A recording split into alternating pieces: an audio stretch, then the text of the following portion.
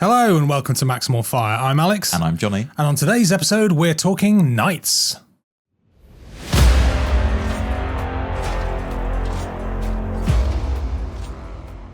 Hello, Johnny. Hello, Alex. It's been a while since we've sat behind these lovely microphones. At least without a whole board set up on this table. Yeah. Normally we would say, like, you know, it's been a while since we've seen each other, but we are actually seeing quite a lot of each other.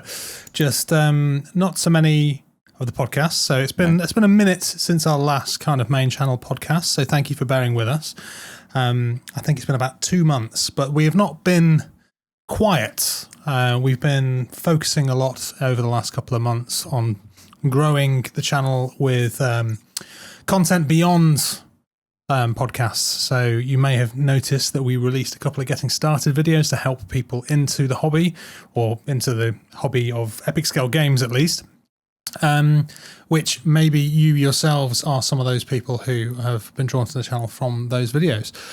We've also recently dropped our first Legions Imperialis battle report, so thank you to everybody who watched that. That was an experience for you, wasn't it, Johnny? That was an experience. Yeah, it was interesting to edit. But you know what? We got there, which I wasn't expecting when I was 7 hours in and practically crying over WhatsApp to Alex about the editing process. But we got there. I'm really happy with how it turned out. The feedback from everyone was awesome. You know, mostly positive, even the negative stuff as well. Just the improvements. I don't think there was anything that was negative. No. It was more like because it was very much a help us kind of get to where we want it to be. It was a proof of concept. I think we proved the concept. And there was good constructive criticism in there, which we've definitely taken on board for the next battle report, which we've already filmed. It's already in the editing room. So hopefully that will be coming out in the near future. Haven't got a date on that yet, but we have got a thumbnail. So got to prioritise those thumbnails. You got to prioritise the thumbnail. But yeah, it was excellent. It was really good fun to film. It was really nice to be making bat reps again. It's been a good few years since the last one.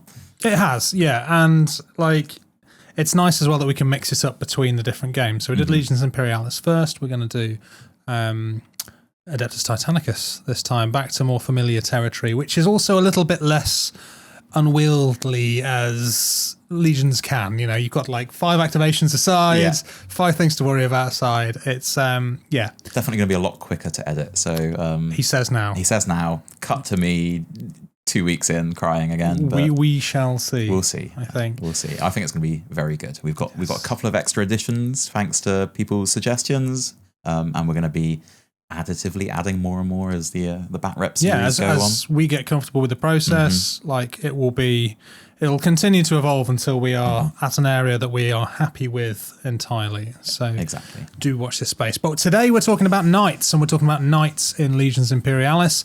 This is kind of like the last main faction that we've not really ever covered anything on. And as you can see laid out before me, we have our studio Knight household, which is I'm very pleased with, I must admit. Painted lovingly by our friend of the show and Maximal Fire soldier, Oliver Spry. Amazing work. And you actually, they're not new. They've been fielded. You've taken them to a tournament. Yes, albeit our own tournament. So this deep dive comes with prior knowledge. Which was quite nice to actually get a full Knight household, because it was something that I've never had. Not even in Adeptus Titanicus. I've never had a full Knight household. There's always I don't want to say stigma, because it's not a stigma, but whenever we were playing Titanicus, every time the idea of let's have Knights beyond just little additions to our lists, it's like, we're playing Titanicus. We want Titans. They miss a lot of the rules, right? There's a lot of rules which Knights in AT just kind of skip. So you skip all of the kind of fun stuff, like you don't really do much terminal management, all that kind of stuff. So, they're very swingy. They're either like oppressive or they're awful. Blown off the board, turn one. It all depends, really. But it was nice to try and field a proper full list of these guys in Legions Imperialis, post Liber Strategia, after all of the updates which went to them last year. And and the tournament that we ran a few weeks ago was the perfect place to do that. So yeah, I made the decision pretty much as soon as we decided we were going to run the tournament that I wanted to play in this one. I've never had the opportunity to play in any Legions Imperialis tournament, to be honest. Every time that they've done a Warhammer World 1, it's fallen on a weekend that I've not been available. We've previously done narrative events, so I really wanted to kind of come to the table and play 4 games of AT over a weekend. And I thought, you know what, we're going to do Knights. So, I mean, Oliver finished this Knight household way quicker than I expected him to do. If you want to do if you want some commission painting of Titans or Knights, we will leave Oliver's details in the comments. Not in the comments, in the description. Yeah. He's very, very quick. He does a great job, and he's priced well as well. They look awesome. And they do look awesome. So the Thursday before these arrived, I was like, well, here we go. It's the stars have aligned. Yeah. I'm going to take these guys. Yeah. Knowing full well what we're going to talk about today, that it wasn't going to be a pushover. But I thought, no, I will take it. I'll learn them. I'll see how they do, and that will only help when we're kind of sat here talking about them here. We're going to go through some community stuff first, though. So if you are here just for the night only information, jump ahead to the next to the future chapter segment. As always, this podcast is all about the community, certainly in the UK, but wider afield as well. It's very important that we champion the people who support us, but also talk about the wider things like events and like plans for the channel. So I think without further ado, we just want to say a massive thank you to our new patrons. Yes. So apologies if I butcher any names. Well, I mean, these guys don't make it easy for us. They don't make it easy, do they? So for our Patreon shout-outs, we have got Michael Gatsky. I said that right. Charsh and James W. And then our new YouTube members, we've got Mark Corkery, Tom Withhun. Let's go with that. We'll go with that. Sorry, Mark. So Tom, even. Tom, yeah. Yeah, Tom. One of them. We do love you, we promise. Ragnarok, Dad Grammar, been seeing him pop up in the Discord a little bit. The Cougar, Molly, Soup Fairy, my favourite name of the list, sorry the rest of you, and Joseph Etheridge. Yeah, thank you very much, guys. I mean, every time we say it, we can't do this show without you. We really do appreciate your support. It is what keeps the channel going. It's what allows us to do cool stuff, and things like this is all kind of funded by the channel. We are able to bring this because we are quite time poor, as I think everybody is when they hit a certain age of their life. We are a bit time poor, so being able to kind of go blap, there you go, there is a Knight household, is a lovely thing for us to be able to benefit from, and obviously hopefully you guys see some benefit in it as well, and we couldn't do it without you.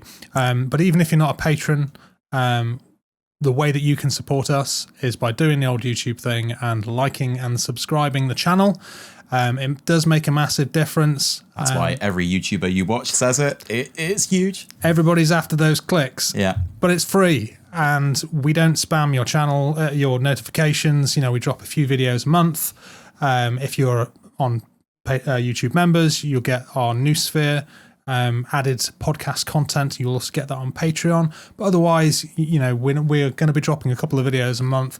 We're not going to spam your notifications. It massively helps us out. So please share us far and wide. Share them to your friends. Hit the subscribe button. We're currently sitting on 3,700 and at the time of recording 11 subscribers, so we are pushing for that 4K, which would be great if we could do that by the summer. That's just 290 more people who need to hit the subscribe button to help us reach that milestone. So if you haven't yet done it, please do push it real good. And funky, all right. I just went with it. It just popped into my brain. I thought, let's go. He's an artist. Yeah.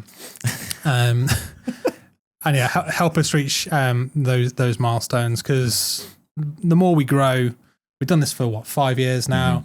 It's been a steady content growth with you guys behind us all the way. So the bigger we get, the more likely we are that we're going to start getting people like GW themselves opening up things like free, not free, previews, early access content, so we can get stuff at the absolute bleeding edge. Absolutely. But yes, what else we got? So we've just recorded another New Sphere.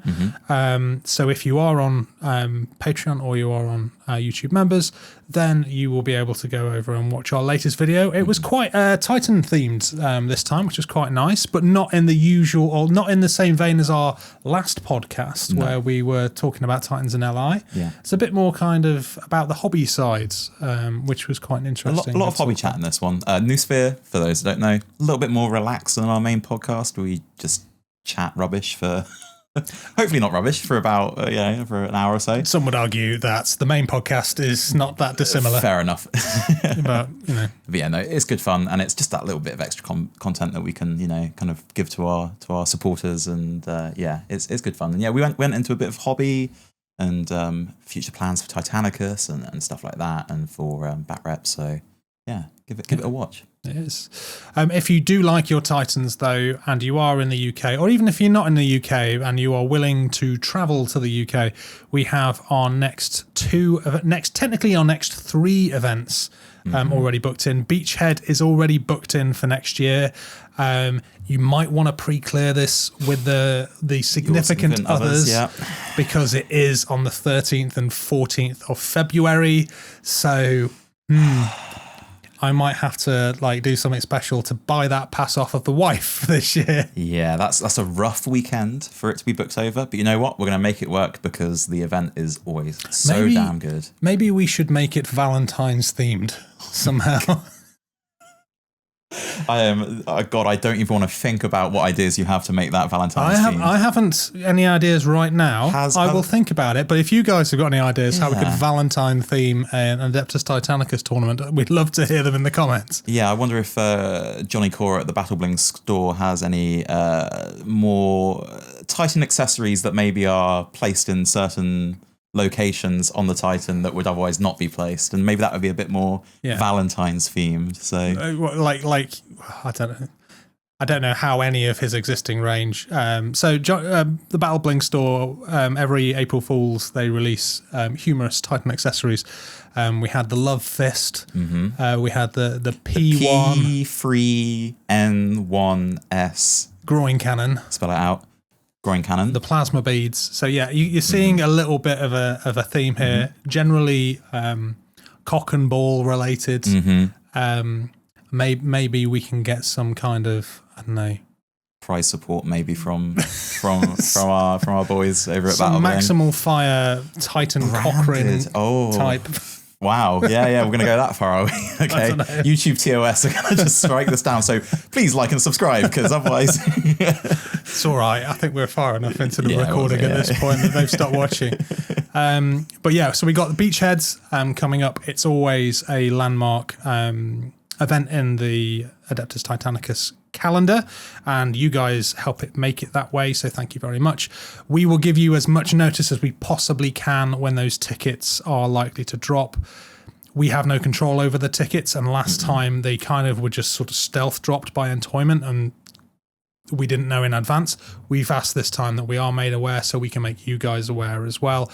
All I would say is, when it comes to September, be prepared that it might drop, and I would say if you really do want to come, I don't know exactly how much the tickets are going to be, but I would earmark about £60 to £70 for the weekend to have up your sleeve from September onwards in an emergency break glass when Entoyment tickets, when Beachhead tickets drop. Absolutely. So that you aren't disappointed, because the last ones did sell out incredibly quick. They sell out very, very quick. It is also not just the tournament. You get access to the venue as well, the expo, and there's time in between rounds that we make sure everyone can go around, submit their entries in the Duncan Rhodes painting competition if that's there again this year.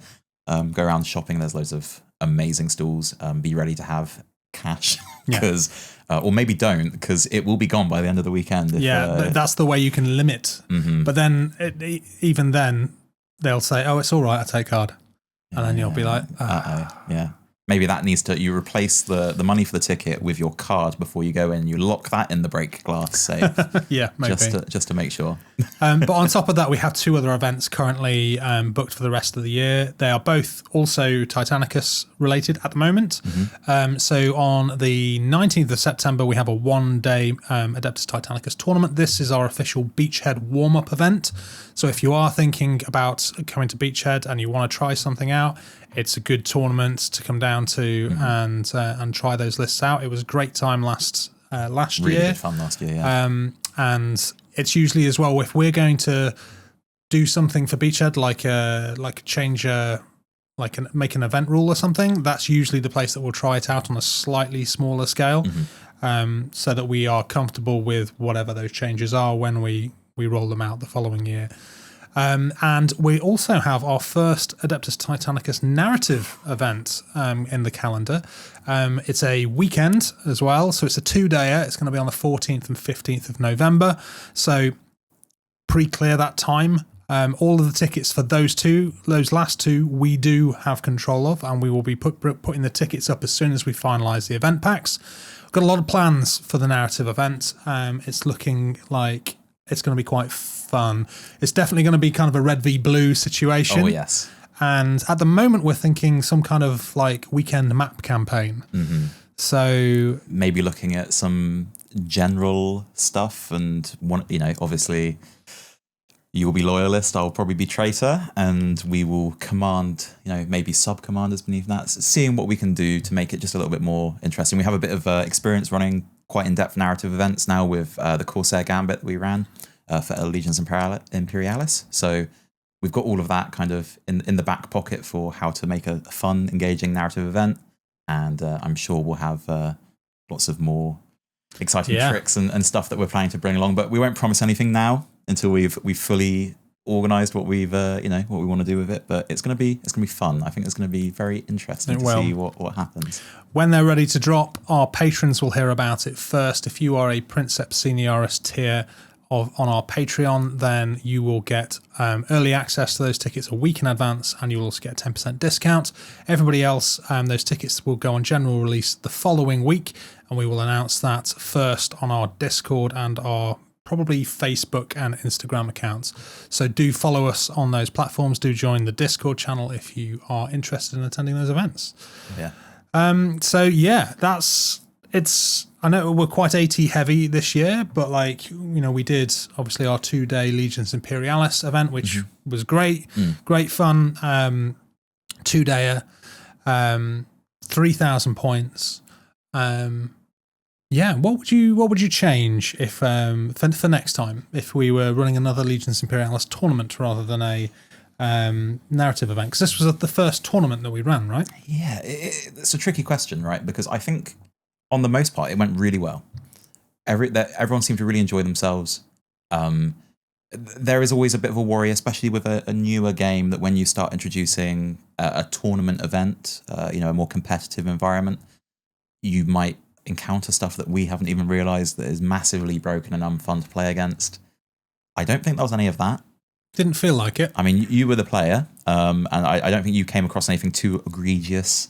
No. Everyone's really, really enjoying themselves. I think maybe if there was a way we could work out speeding up the games, so maybe we could fit more games into one day, would be a big one. We did have talks about maybe an escalation style event. So the first day starting on lower points, and then the second day you have your full 3,000 point army, whatever that looks like. Yeah, so like day one could be like 3 1,500 point games or 12 50 point games. Yeah. And then the second day you'd get 2 3,000 point games. Some way of getting at least like 3 games in on one day, because that is a bit of a challenge with Legions Imperialis is getting a game completed to a point where everybody's happy with the resolution within 2.5 hours.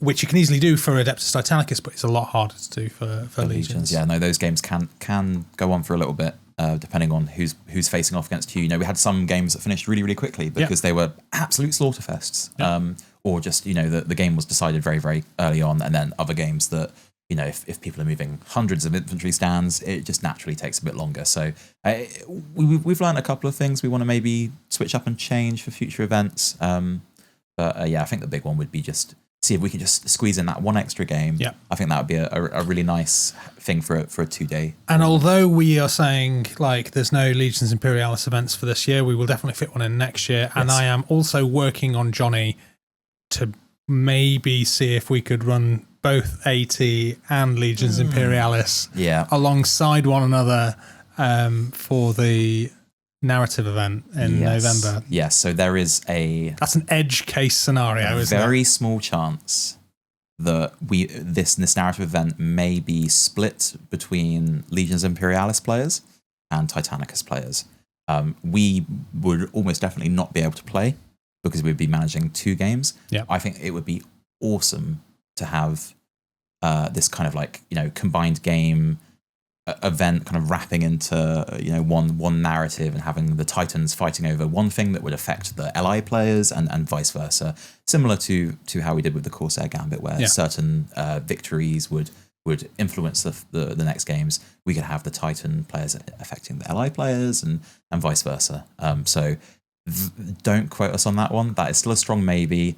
But he has worn away at me now, and I do think that maybe there's a chance it might be a good idea. I think the biggest problem that we've got is making the games coincide, and if we can work out a way to get 3 games in of LI, maybe with smaller amounts, then I think it would become easier. It's harder when you've got one game where you're getting 2 games in a day, and the other one's getting 3. So your timings are overlapping, even things like lunch and ends of day and that sort of stuff. And I think it'd be good as well because we've developed such a, we've got such a great Titanicus community that we've kind of built over the years through our events and through the channel. And I think for the first time this year, it really feels like the same is true for LI. There is a lot of overlap, but there is actually a surprising amount of hardline LI players and hardline AT players. And it'd be really, really cool just to get those 2 groups of people to mingle together at tournaments, because everyone loves small scale battles anyway, and maybe even some people might see the LI games going on and go, oh, let's get some of those, and vice versa for Titanicus as well. So I think it would be really, really cool from a community standpoint and from a player standpoint. It'd be really fun. It is something that we've been asked to do for a little bit of time. Also include Battlefleet Gothic on top of that, although I don't think we can quite promise that one. I bet that is one that definitely people have said, oh yeah, we could have space battles, Titan battles, and then, the normal LI battles. We definitely need multiple TOs present at that point. A stretch too far. We might have to find ourselves someone a little bit more experienced in Gothic before we start doing that. But that won't be this year, but it's something we've put away for the future, and maybe we'll see that. Yeah. See that sometime in the next few years. Who knows? Never say never. Never say never. Maybe if they re-release the game as well, that would be very exciting. Reset the clock. He said it again. It's the new squat clock, isn't it? Like, they're releasing a new Horus Heresy game. It's obviously going to be Battlefleet Gothic set around the Heresy. Solar War. Yeah. What was it? It was Plastic Thunderhawk. Yeah. And then Squats. And those were for years the 2 big ones that everyone was clamoring for. And we've got those technically. We got those. The reveal for the LI Thunderhawk. Well, it wasn't. It was Aeronautica Thunderhawk, right? It was very funny. Probably annoyed a few people, but it was very funny. It's like, we've heard what you want. Here's your plastic Thunderhawk, and then it's just like in the palm of the guy's hand. But yes, so technically we've got both of those. So Gothic next, maybe. Who knows? I know, man can dream, can't they? We can dream. Yeah, I think I'd like a little bit more content for Legions Imperialis, I think, before we start moving on to another game. It has gone a little bit quiet in recent months. It's been over 6 months since we had a release. I'm hoping that this is just the calm before the 11th edition 40k Storm, and that's the reason why everything's gone quiet, because all hands to the pump on the on 40k, and we might see a bit more kind of start to slide through after the summer or in the summer. We shall see. I think there's still plenty more models that can be released for Legions Imperialis. But on the subjects of Legions Imperialis and models, we're here to talk about Knights. So what are What are knights, Johnny? What are knights? Well, in the ye old days, people used to ride horses in heavy armor. And oh wait, no, wrong game. Knights are mechanical constructs, not quite titans, but if you're an infantryman, pretty much easily could be a titan to you, with a single pilot, and they stomp around the battlefield, and they love knightly honor and noble charges. They're all around their noble houses and glorious deeds and all of the gallant stuff that the Questoris love. And we have a whole slew of them for LI now in LI sizes. I believe there isn't actually a knight chassis in 28mm that we can't get in LI, with exception of that new one that they dropped for 40k. So I think they draw a line, don't they, between what is a 40k knight and a heresy knight. And what is a heresy knight. I think all of the heresy knights are released. Of course, yes, because the 40k knights have those big Dominus ones as well, right? Exactly, right. Yeah. Okay. So, but I believe that those ones are kind of like later models, which came after the Horus Heresy. Yes. Don't quote me on that. No. I'm sure that's probably wrong. Yeah, someone's going to be like, well, actually, in book 47, it's probably definitely 16. Wrong. That's my understanding anyway. Like you have your main kind, you're effectively, 4 different chassis. So you have your big boys who are called the Acastus Knights. These are like nearly the same size as a Warhound. Then you have the chassis down from that, which is your Cerastus chassis, and then you have your Questoris chassis, and then the smallest of all, you have your Armiger chassis. But within them, there's quite a lot of variation. And one of the best things that Legions Imperialis brought to this game was that it took a lot of the old resin knights and put them into plastic, which was fantastic. That's why we have things like Atrapos, not yet. The Atrapos and the Maegara and the Styrix used to all be in resin, and the Asterius, of course, all used to be in resin. Now they're in plastic. To put that into context, I think one of the Acastus Knight Asterius was like £35 on its own, possibly even £40 when that came out in resin. Now you get 2 for about the same price. Yeah.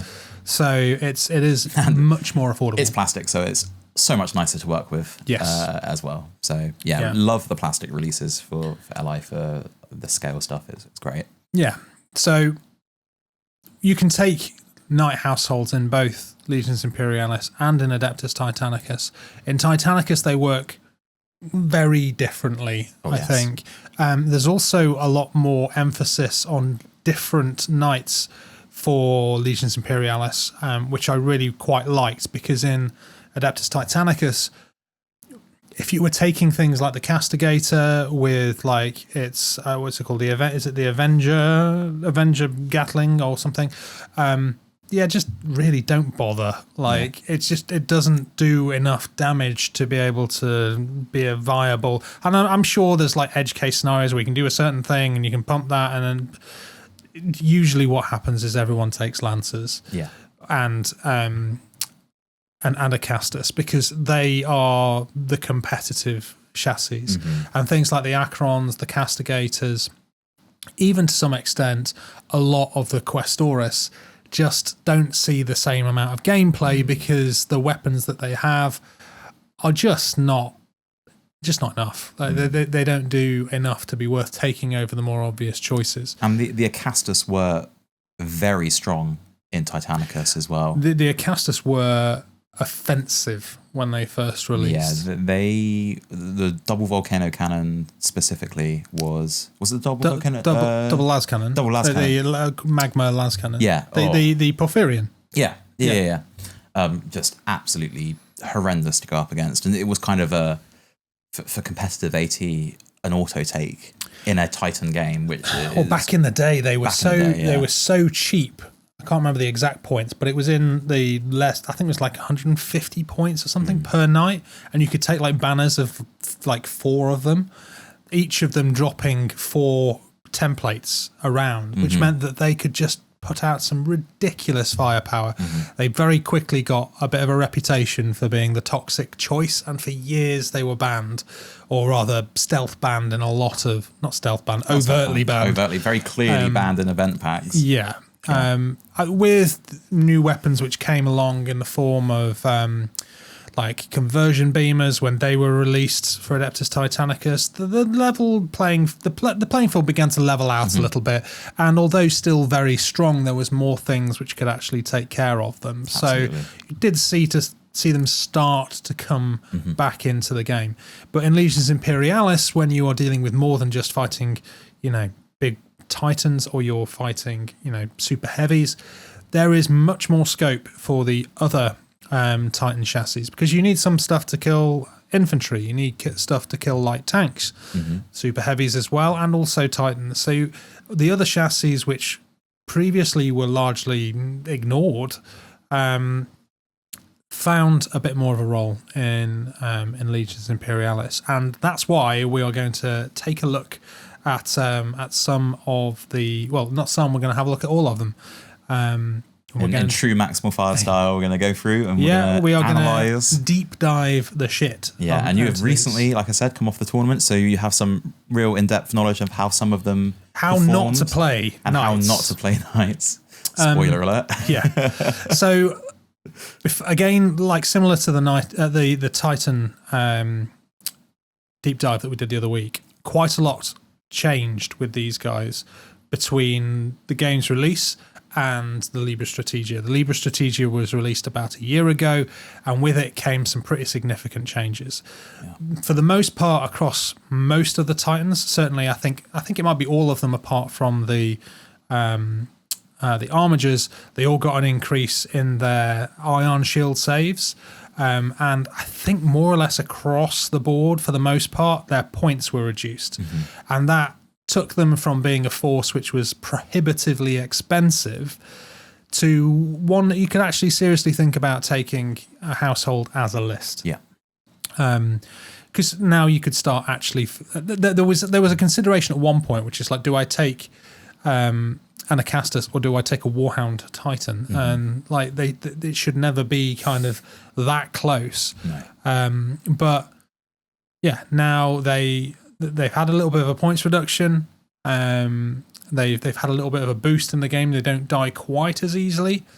But a few more formations as well that make them a little bit less kind of two-dimensional in how you play them. And the support formations as well, which were added on, which does help them.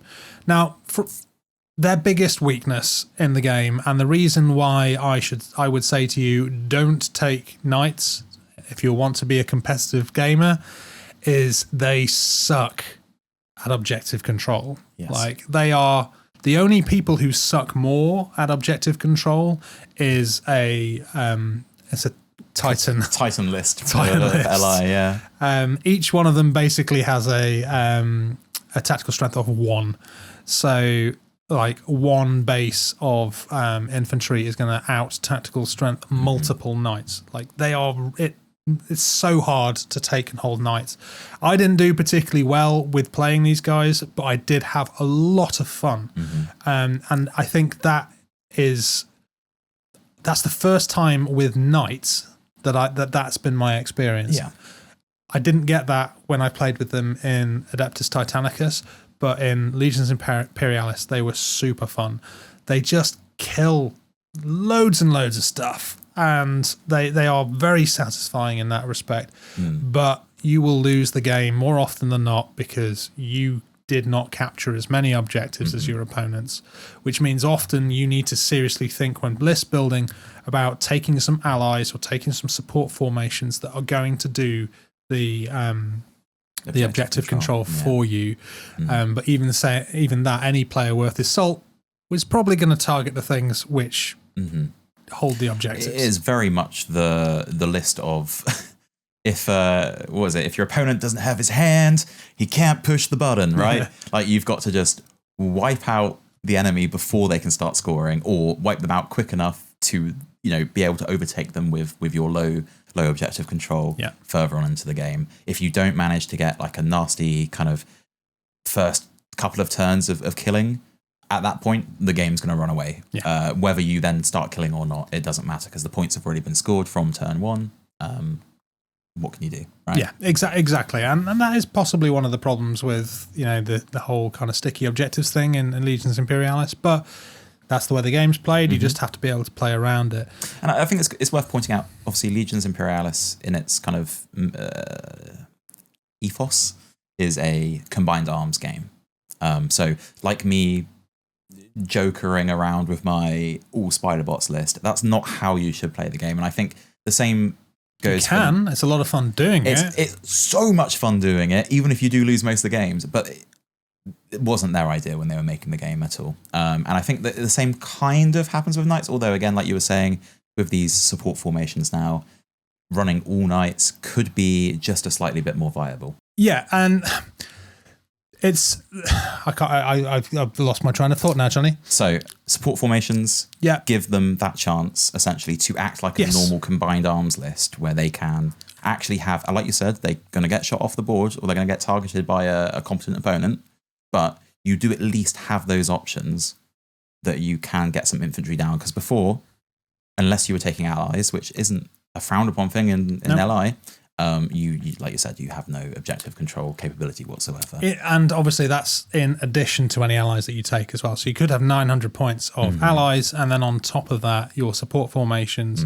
which you can take. And we'll talk about the support formations a little bit later on. But I think before we actually go into the units, let's talk about ion shields. And this is what makes them them. Really. Is this the start of your public apology? Well, I suppose now it has to be, doesn't it? You didn't want me to mention that, did you? Yeah. So how did you think ion shields worked, Alex? So I went into the tournament having never played any knight households, never even with knights. I was like, this is a crash course in learning how to play knights. Yes. When I looked at them before, they were like, there's just better options available for the same amount of points. Just never bothered taking them in my previous armies. I understand why you made this mistake. Yeah. So ions are a save which they can make, which everyone has. Like I think the Questoris, I think they all have a 3-up armor, 3-up ion save, with the exception of the Armigers, which have a 5-up. I thought in the first game that I played, which happened to be luckily against me, that's I misread the keyword and believed they were an additional save, meaning that similar to like a feel no pain save, you got that in addition to your regular armor. That is not how they work. No, that is not how they work at all. What ions, and it's a bit of a strange I think it's a bit of a strange rule, which is sort of a little bit over-engineered. Most of the chassis have a slightly worse ion shield save than they do normal armor save. So if a knight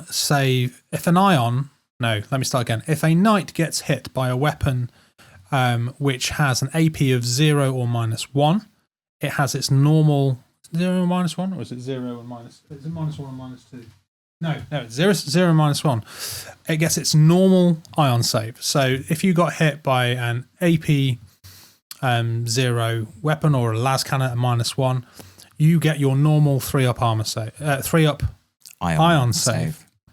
If you get hit by something with an AP of -2 or -3, you treat that as -1. So your 3-up ion save becomes a 4-up ion save. And then if you get hit with something at -4, it becomes a -2. So your 3-up becomes a 5-up. Now, the reason I think this is a little bit strange, and why I think I thought it meant that they had an extra save, is because they already have an armor save which is better. Yeah. So you get hit by a 0 or a -1 on your 3-up armor save. Well, no, you're just going to probably take that on your 2-up armor save, which at worst becomes a 3-up on a -1. If you are hit by a -2, then you're probably, regardless, you're either on a -1 ion save at a 4-up or a -2 armor save on a 4-up. Yeah. So it only really kind of comes into being impactful when you're looking at that -3 and -4 saves. And they exist, but they're not common. No. So I was left kind of scratching my head thinking, why would you ever, like, in 90% of times, you would just roll your normal armor, which is why at the time I think I read it and misread it and thought that it meant that it was an additional armor save, which was modified in that such a way. That's why it's worse. So, you would choose that. It's even kind of, I think that the other thing as well is that irregardless, you always get a 6 up. So there is always something. He says confidently, and then he finds out like the -5 is just no ion save. Yeah, I think this is why some ASMR page turning right there. Yeah. Oh, there we go. He's just lost the page. I've just lost the page. It's interesting because in like 28 mil scale games, the ion save is actually quite impactful. Like you're often saving off ions a lot because there is a lot of AP going around. And that's how it works within Adeptus Titanicus as well, which is why it's very easy to get these rules mixed up. I mean, I'm sure there is a reason why they've not done this. I don't see the issue would have, they could have easily gotten away with not decreasing the ion shield save as much as they do. Like the boundary for the ion shield save to be decreased should be like a lot higher, so that when you're hit with that -2 weapon, it is actually worth taking on your ion over your armor save. But as we were just saying, when you've got a choice of a 4 up or a 4 up, it's anathema. It doesn't matter. And it is a minimum of a 6 up, so you do always get like an invulnerable save effectively. But like things like your armigers, which we'll come to in a minute, they start on a 5 up. So like they're getting a 5 up, or they're getting a 6 for everything else. Yeah. So it just kind of, I suppose it stops them from being like auto killed. True. You've always got that if a Titan starts unloading on one of them, but whatever, it felt like a rule which was like just badly written, maybe, or they hadn't really considered. And although I cheated horrendously against you, it felt like a balanced game. It felt like a balanced game, and you were rolling double saves, and I was running Spiderbot, so it wasn't even a competitive really list. It felt like a balanced game. Especially as like speaking of, I know I go on about Spiderbots, but with their construct shields, right? You're just ignoring hits, so it's not like a massively crazy powerful ability to be given this when they cost so much more than Dark Mechanicum. And that, I mean, we're going to get onto this, right? But Knights are expensive in this game, and I think this is what really set the alarm bells ringing when we initially looked at them.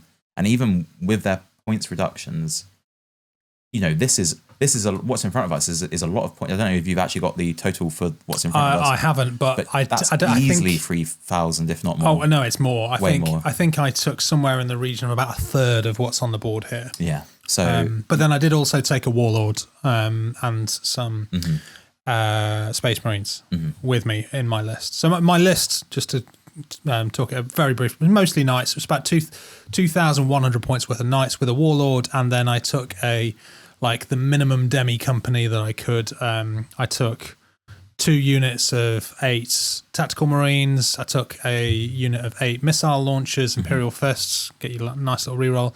Took a Palisade drop pod, and that was it. So, it was. Did I say no? Yeah, that was it. So they were there really for my objective control. In hindsight, I should have thrown more at it, but then that would have meant that I wouldn't have got to try out as many Knights. You were playing a night game. Yeah. But I had a lot of fun. They killed a lot, lost a lot. Yeah. So shall we actually have a look at some of the units? Right, let us start with ye old trusty, faithful, Right, well, we're not going to go through this entirely sequentially. Like you would start with the Armigers normally, but we're going to start with the Questoris just to kind of. I think this is like a good baseline. This is the Knight chassis that if you aren't super familiar with what Imperial Knights are or what Questoris Knights are, you will recognize this as the Imperial Knight, right? This is your bread and butter. Yeah. The first plastic knight that really came out in 28 mil. In 28 mil in plastic. It's the good old trusty, the good old yeller. Yeah, take him out back. Yeah, I mean, you may think that after doing this. So you get in a Questoris banner, it is one Questoris Knight. It's 130 points. And unlike AT, they have very specific loadouts, which you have to take certain combinations of. You can't just take anything willy-nilly. You have to kind of conform to the specific loadout, and they become like a specific type of knight. So each Questoris Knight has one of the following weapon loadouts. It can be a Knight Errant that comes with a Thermal Cannon, Heavy Stubber, and a Reaper Chainsword. A Knight Paladin, which comes with a Rapid Fire Battle Cannon, Heavy Stubber, and a Reaper Chainsword. A Knight Warden, which comes with a Questoris Avenger Gatling Cannon, Melter Gun, and a Reaper Chainsword. Knight Gallant, which comes with a Thunderstrike Gauntlet, Melter Gun, and a Reaper Chainsword. Or a Knight Crusader, which comes with a Heavy Stubber and either a Questoris Avenger Gatling Cannon and Thermal Cannon, or Rapid Fire Battle Cannon and Thermal Cannon. And then you also have a few upgrades available to you, so you can exchange your Reaper Chainsword for one Thunderstrike Gauntlet for 10 points, and you can upgrade them with rocket pods for an additional 5 points. You get a slight discount if you take additional models in the banner. You can increase the detachment size by 1 for 120 points, so a 10-point saving, or 240 points for 2 more, so a maximum of 3. Their stat line is pretty decent. So you have a movement of 8 inches, pretty quick.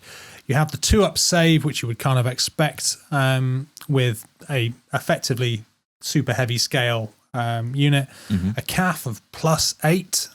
They do CAF well. A morale of 2+ and 3 wounds.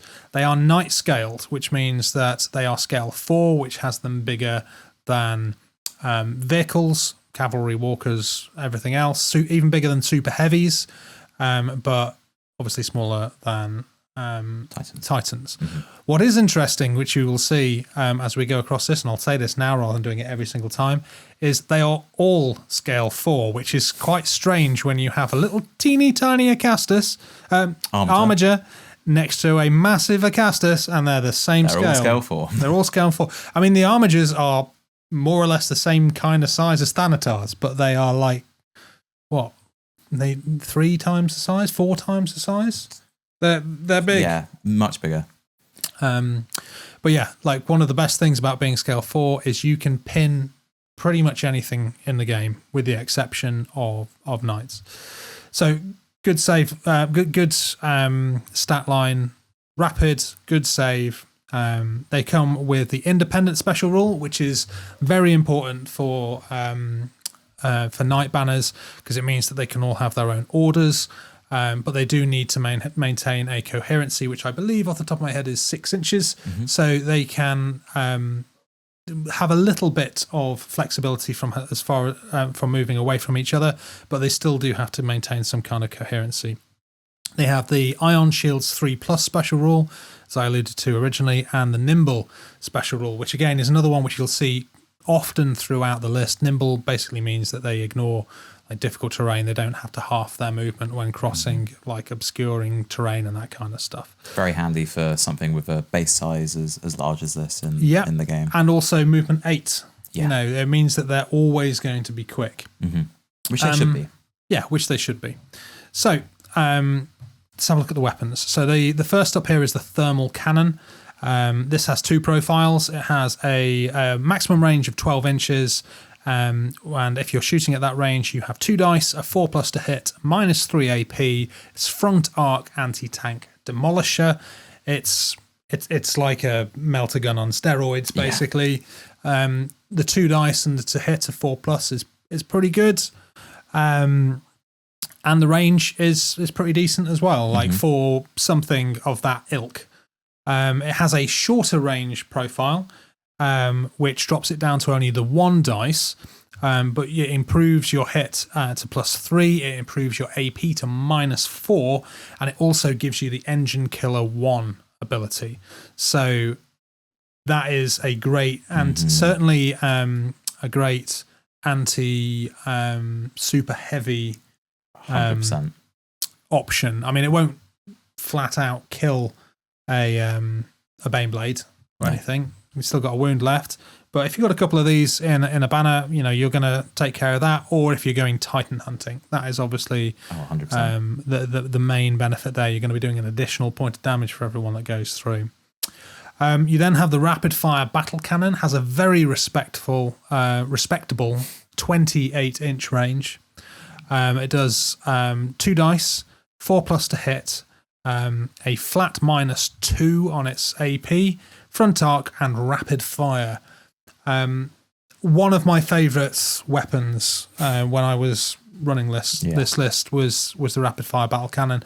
It does respectable. So respectful.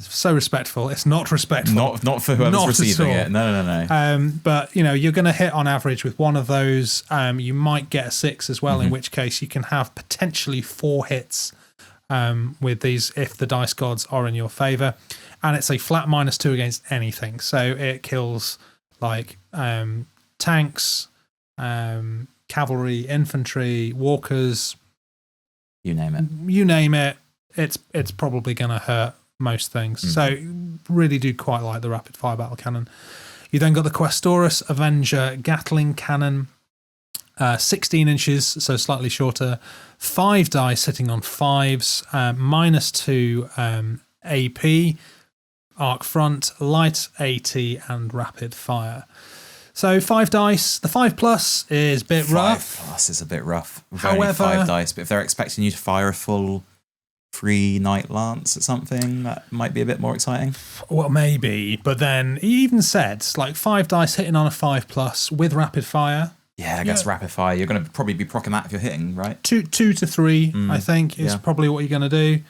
And against anything which is not a vehicle, you're going to be hurting. Yeah, hurting. -2 is rough, yeah. And I think there's enough dice there that even against vehicles, you might be able to chip off a few hits. Then it's got its kind of like standard point defense-y type weapons. You got a heavy stubber, 14-inch range, 1 dice, 5 up, light point defense, front arc. It's kind of bolterish, right? Long range bolter. Nice to have. Not going to win any awards. Not going to win any games with your pintle mounted heavy stubber. 1 dice on a 5+, is it's a token defense, right? Yeah. And then your melter gun, same melter gun that you've seen on other profiles. So 6 inches, 1 dice, 4 up to hit, -3, anti-tank, arc front. Just having a quick look to see what if you can get that with anything interesting. Define interesting. Well, I was just looking like, is there any thermal ones with thermal cannons and melter guns? Well, the melter gun is the pintle mounted one, right? Or am I? Yeah, well, yeah, it is, but there's no. You're seeing if you can take it with the double melter. Yeah, like it would stack quite nicely with a melter, but looking at the types, you can't. I want the melter every time. I'd be sad if I got the heavy stubber. But, heavy stubber does seem to win out generally on the chassis types. Then you have its general close combat weapon, which is the Reaper Chainsword. Gives it rend. So your +8 calf starts with rend. Like these guys, even like the smallest or one of the smallest chassis for knights is going to cause a lot of damage in close combat. I use these very successfully, charging them in and tying up stacks of infantry, because chances are the first probably 5 bases is going to be dead. Like you might lose a wound with that last when they're rolling a handful of 6. Yeah. And assuming you're not also charging something with rend. But the rend and the +8 is very tasty. Yeah. And then the Thunderstrike Gauntlet is 10 points more, obviously, unless you go for the Night Warden, which has one of both. Which has rend as well, -2 AP, and the reason it's got that is because it has Wrecker, so you can use it to take down punch a building over. Punch a building over. Yeah, damn right. And the fun thing about that is that particular. What is it? The Night Warden? No, the Knights. Which one is it? The Gallant, yeah. which has both a Thunderstrike Gauntlet, Melter Gun, and a Reaper Chainsword. Has 2 weapons with Rend, which means that you are now rolling 4 dice base, plus your 8 calf when you are charging something. So stuff's gonna die.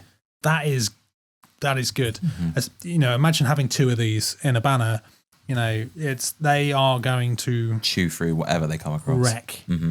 And then lastly, the upgrade, the rocket pods, 16 inches of range, 2 dice, 4 up, -1, arc, front, and barrage. So a pretty respectable upgrade for only 5 points more.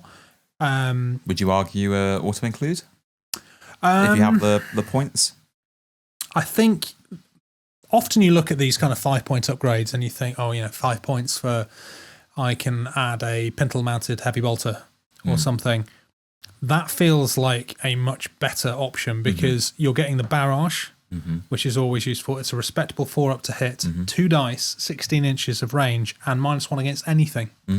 So, yeah, pretty good. I think that will fit in well with most stuff. As long as I think the only one which you probably wouldn't put it on would be the Gallant because you want to be charging that. Yeah, exactly. And if you're charging, you can't shoot. Yeah, exactly. So, but yeah, certainly on anything with the Questoris Avenger Gatling Cannon, mutual 16-inch range, and even the thermal cannon could be good. So that is your baseline Questoris. Like I said, I had a lot of fun with these guys. I think my personal favourites were the rapid fire battle cannons. It was hilarious charging the double melee. God, I bet. Yeah, that was a lot of fun. But the even the Questoris Avenger Gatling Cannon, although on paper I think I feel like it's possibly one of the weaker options, it was good. It did plenty, and the thermal cannon, as long as you're targeting the right enemies with it, is tasty when you get those hits off, and it is likely to hit. I think a lot depends on who you play with Knights. So if you are playing against anybody who's also taken Knights or also taken Titans or also taken Super Heavies, great. I think if you end up fighting an all melee spam list, then maybe not so much. Might be in a bit of trouble. Yeah, but they can hold their own a little bit. Yeah. The one thing that I did not have a problem doing while playing Knights was kill stuff. They kill stuff very effectively, and in a lot of games which I played, I lost on victory points, but I outkilled. Yeah, I took more battle points from them because I had killed more stuff than I had lost myself, which was very impressive. Shall we move on to the next one? Hell yes. Now, these are ones that I haven't yet used, but I will let you read out its Mechanicum variant. I also haven't used, but I am building a Mechanicum Malanax Knight Force, and maybe we will recreate a Knight's Tale. Oh, maybe in a future bat rep when we have a little mini Rock'em Sock'em robot fight. So these are. Thank you. At least it wasn't upside down. These are the Mechanicum variants of the Questoris Knights. So same size, same scale, visually relatively similar. There's some Mechanicum stylizations. They tend to be a little bit more kind of ribbed in places. They have like on the Atrapos, like more kind of like ribbed armor panels, a bit more scale, like almost like a scale mail interlocking. Yeah, almost like a woodlouse, like a very beetle armadillo or something like that. Yeah, absolutely. And you'll find with the Mechanicum Knights as well, as we go through them, they have the weird weapons as well, the more interesting weapons. So you have the Questoris Mechanicum Knight banner. Each Questoris Mechanicum Knight has one of the following weapon loadouts. So there's 2 for these ones. The Knight Strix or Styrix. However you want to pronounce it. Styrix, we'll go with that. Oh my god. The pronunciations of these weapons are very funny. The Volkite Kairoville? Yes. Kairoville? I'm glad I gave you this card. Yeah. I see why. Yeah, the Volkite weapon, the Hecaton Siege Claw, and a Graviton gun. And then you have the Knight Maegara, which is the lightning cannon, a lot easier to say. The Hecaton Siege Claw again, and a phased plasma fusel. So these are slightly more expensive than the Questoris, right? They are, 140? So they're 10 points more expensive to start with. 140 base, and then as before, as you increase the detachment size, you start losing a few more points there to make it a little bit more viable to take them in a larger group. And you can have up to 3 in a unit like you can with the normal Questoris. So they have a movement of 8 inches. So again, similar across the board. Save of 2 up, Cath of +8, morale of 2 up, and 3 wounds a pop. So identical. Blessed Auto Simulacra. Now this is the ability that allows the Mechanical Knights to regain a wound. That's right, yeah. I can't believe I pulled that out of my head as well. I was like, done. Rule books are about to come here. Yeah. I've not even played them yet. They have Independent again. They have the Ionic Flare Shield and Ion Shields Free Up and Nimble. So the Blessed Auto Simulacra is on the end of the round. You roll a dice. I think it's on a 5 up. You gain an extra. You gain one of the wounds back. Yeah. Which is very good if you've taken just a handful of points. And the Ionic Flare Shield. Yeah, that is the one which, if you're hit by a weapon with the blast trait, I believe, you reduce its AP. I believe. He believes. This didn't come up very often because. No. Yeah, it just generally doesn't. So models with the Ionic Flare Shield improve their save characteristic of their Ion Shields and or invulnerable save by 1 against hits scored by a weapon with the barrage or blast traits to a minimum of 2+. So an Ion Shield of 3+ would become an Ion Shield of 2+. So yeah, it's not something which comes up very often, but we're seeing a lot more barrage weapons these days. Makes Ion Shields a little less useless in this situation. If you're getting hit by those, you're actually going to be rolling. You're going to be thankful for having them. But yeah, not exactly something that's going to come across every time you. But what you is play them. Does that mean that they have to be firing in barrage or just barrage weapons? He says very quickly. I think it's weapons with the barrage trait, right? Yeah, it is weapons with a trait. Yeah. So if you take like an Apocalypse missile launcher on a Warlord, for instance, that is an AP -1 weapon, has the barrage trait, which means that if they were shooting against them, they would be on a 2+ Ion Shield save. Yeah. Because they would basically just ignore that -1. That would become a 0, and then you would take it on the 2+ shields. Yeah, no, absolutely. So a good brilliant combination there, actually, where you've got a situation where your Ion Shields are improved by to a point that it's the same as your armor save. So weapons. We have the Volkite gun that I will not try and pronounce again. It's got a 12-inch range. Yep. 3 dice. Okay. 4 up to hit. -2 AP. And it's got Arc Front, Deflagrate, Light AT, and Shield Bane. So Deflagrate, if you score hits, you can roll again and see if you get additional hits on top of that. Yeah. And with the 4+2 hit, that's not bad. That's pretty good. Yeah. So you have there's a good chance you're going to be getting at least 3 hits with the addition of Deflagrate. So although it is Light AT, a little bit rougher against vehicles, perhaps. With that many hits going through, it's going to be good against walkers like dreadnoughts. It's going to be shredding through dreadnoughts. Although they do get their invulnerable save, but true.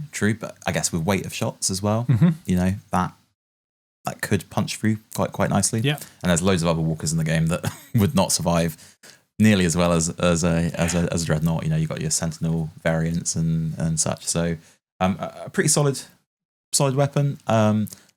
Not maybe as exciting as the other weapons, considering with only a 12-inch range. Shield Bane is useful, but then it's not gonna it can. What does it have that can really hurt a Titan? Other than that can drop its shields, but then I don't know. Well, I guess we'll come to the rest of it and find out in a second, won't we? If there's anything in there that's gonna hurt. Absolutely. So the next weapon on the list is the Graviton gun. This is your little pintle mount weapon that you get with them, which is quite fun to get a Graviton gun on your pintle. So that's 6-inch range, 1 die.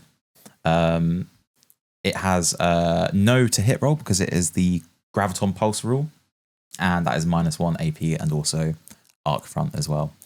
You are going to have to remind me of the Graviton pulse rule though. So it uses the target save as it's to hit. So if it is a 2+ save, like in a Knight or a Titan or a super heavy, then it is a lot easier to hit. A lot easier. Yeah, it works off the narrative is that it works against the weight of the thing that or the mass of the thing that you're targeting, right? So pretty gnarly. And again, it's not light 80 or anything, so that -1 is going through to everything in the game as well. Yeah. Definitely something you want to be pointing at vehicles.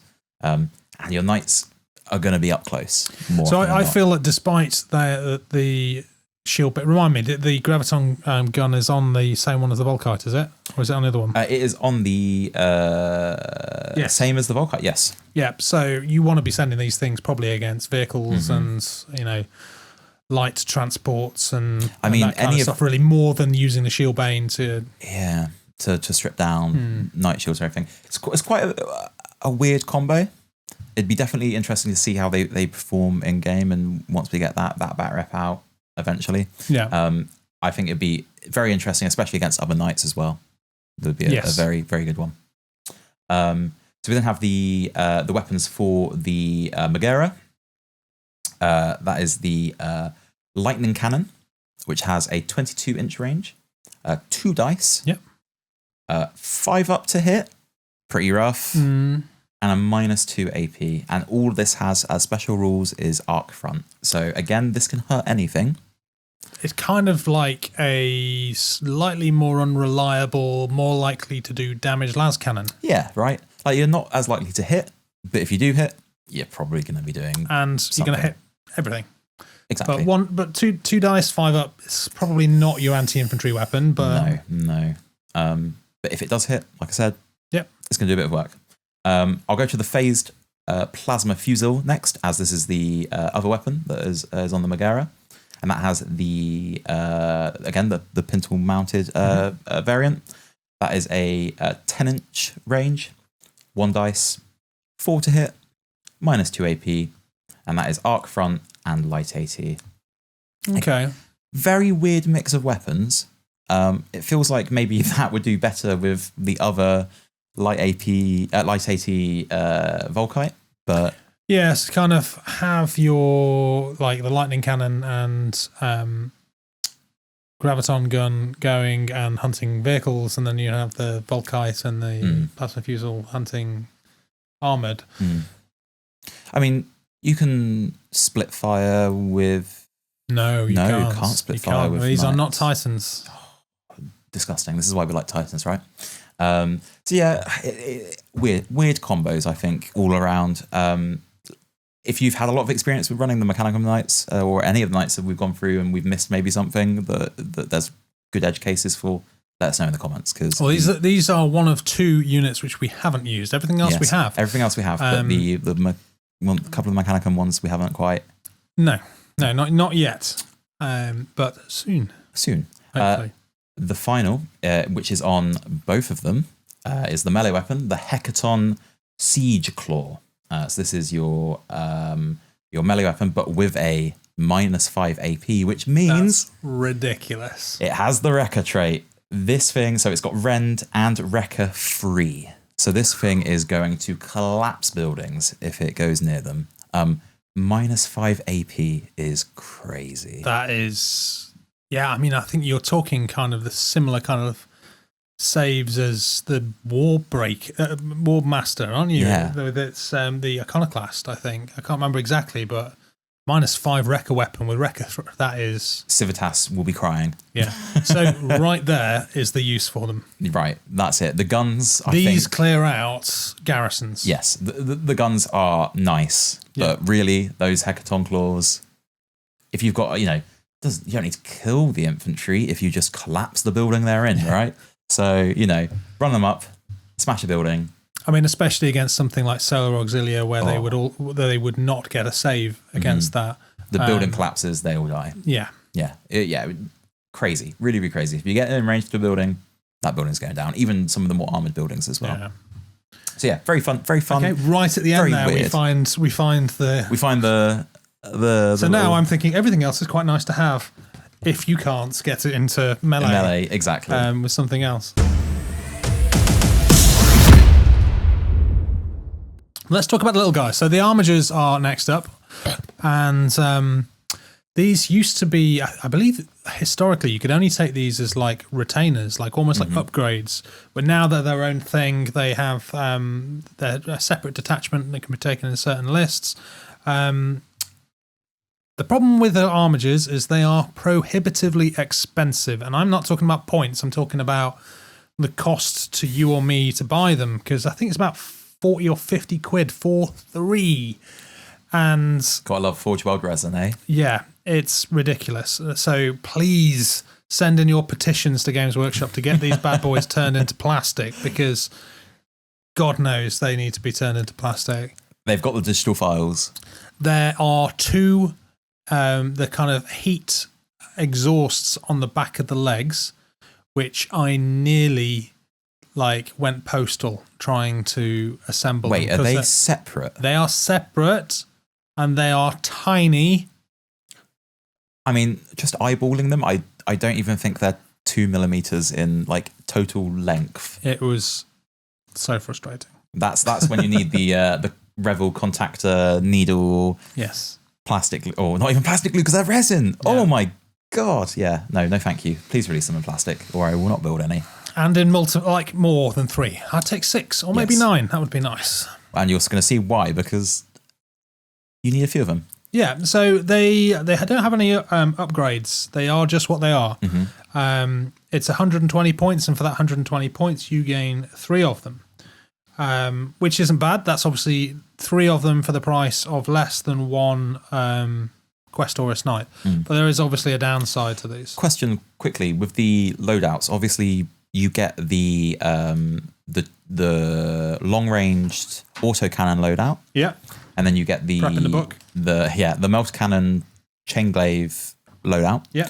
Now, for the banner, does it say you have to take one of the long-ranged Helverin? Nope. So you can just take whatever combinations of them you want. So if you did want to take 3 Helverin long-ranged autocannon ones, which we're going to get to the stats of, you would have to buy 3 boxes of those currently, right? Yes. Gross. 120 quid. Nice. Or thereabouts. For a free model, 120. Well, yeah, you're paying £1 a point. Yeah. Prohibitively expensive. Yes. So yeah, it's not so bad if you take the Helverin. Hold on, which one's the Helverin? Helverin's the shooty one. Yeah, the Warglaive. Yeah. Variant, because you get 2 of those, but you'd still need 2 boxes. So Knight Armiger, movement 8, save 3 plus CAF 6, morale 2 plus wounds 2. So 1 less wound than the Questoris, 2 less CAF, 1 worst save. Obviously, it is 2 wounds, but across all 3 of them, you've technically got 6 wounds instead of 3. So double the wounds, I guess, for slightly less points. They have the 5-up ion shields, and they have nimble. So their ion shields are a bit crap, but they do at least, they're cheap. They're not kind of Dark Mechanicum cheap, but they are cheap. Yeah.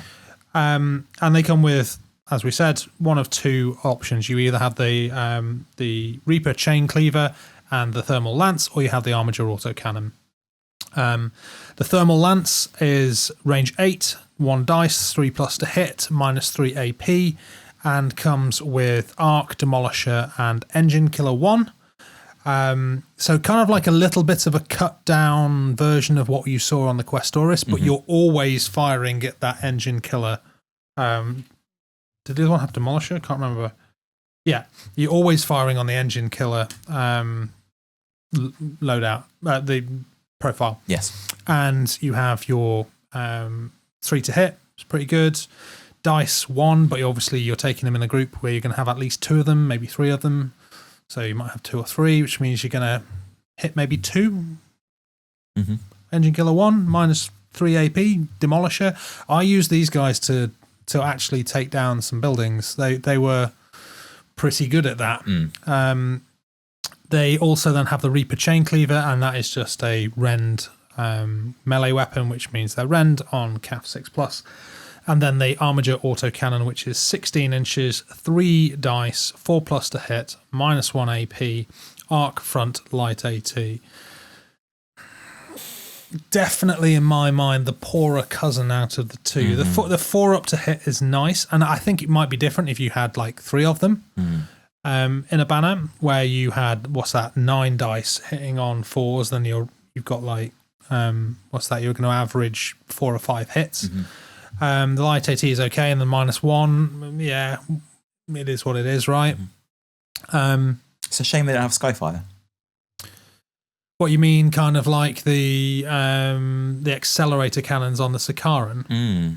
I guess these are just souped up auto cannons, aren't they? But they do feel lacking. Like, I saw a comment on Facebook. Somebody was saying, "Do I get 1 of that or 2 of that?" And it's like, unfortunately, you only get 1 of that because it says specifically Armiger autocannon, or that it doesn't say 2 Armiger autocannon. So that is 3 dice for both of them. The other version, though, with the thermal lance, you can hunt titans. 2 of them, you send 2 of these against a super heavy, and with some reasonable dice, you are probably gonna kill one outright. If you can get, what's that? It's going to be a 5 up armor save for a Baneblade, 2 5 up armor saves, Engine Killer 1. It's a dead one if he doesn't roll those 2 5 ups. I think they are going to be. I think they're probably very good at being like unassuming. Like, you see those. People did ignore them, I must admit. Right, like you see those, and then you see all the other knights, and it's like, well, those little, baby carriers aren't. I'm not worried about those. Like, they're bigger knights, but actually, you know what? You probably don't want to ignore them that much because they're got a bit of a punch. No, certainly the ones with the thermal lance. Like, I very rarely ended up even firing the autocannon, but the thermal lances were very good, and because you've got a couple of them in a banner, even though they're only on CAF +6, they're CAF +6, and they've got 2 of them with rend, so pretty scary. Yeah.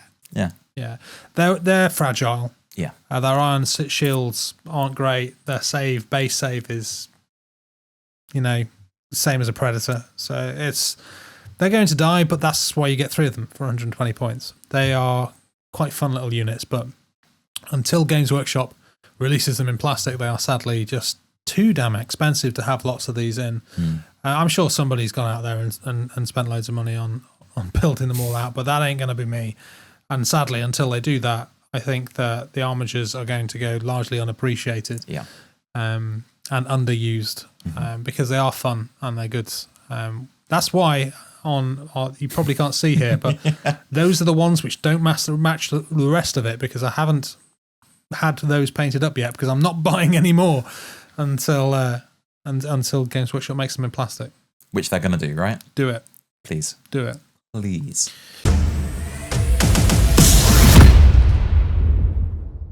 I'm going to do the Mechanicum just because that's a short one. I was going to say I was eyeballing that one as you were talking, and I was mentally trying to work out how to pronounce the weapon it's got. So you know what? Let's just go. You have that one. So the Mechanicum Knight Moirax banner is 135 points, so 15 points more expensive than the Armiger. It's exactly the same profile. In addition, because it's a Mechanicum engine, it has the Ionic Flare Shield, so the improved what we discussed before. Ion saves. Not quite so good on this as it is on the other ones, because it's only making you have a 4-up. Ion, it doesn't become the same as your normal save. I think, if I recall correctly, the Ion shields on these were the only ones which didn't improve over a previous version of it. I believe they've always been 5-up, which, if is the case, they kind of really missed an opportunity there to to do something a bit more exciting with Yeah. them. I mean, they've got the flare shield, right? But like, again, I guess they're probably the more likely targets that are going to get hit by a blast weapon or a barrage weapon even. But even so. Yeah, so their iron shields were 5+ before as well. Yeah.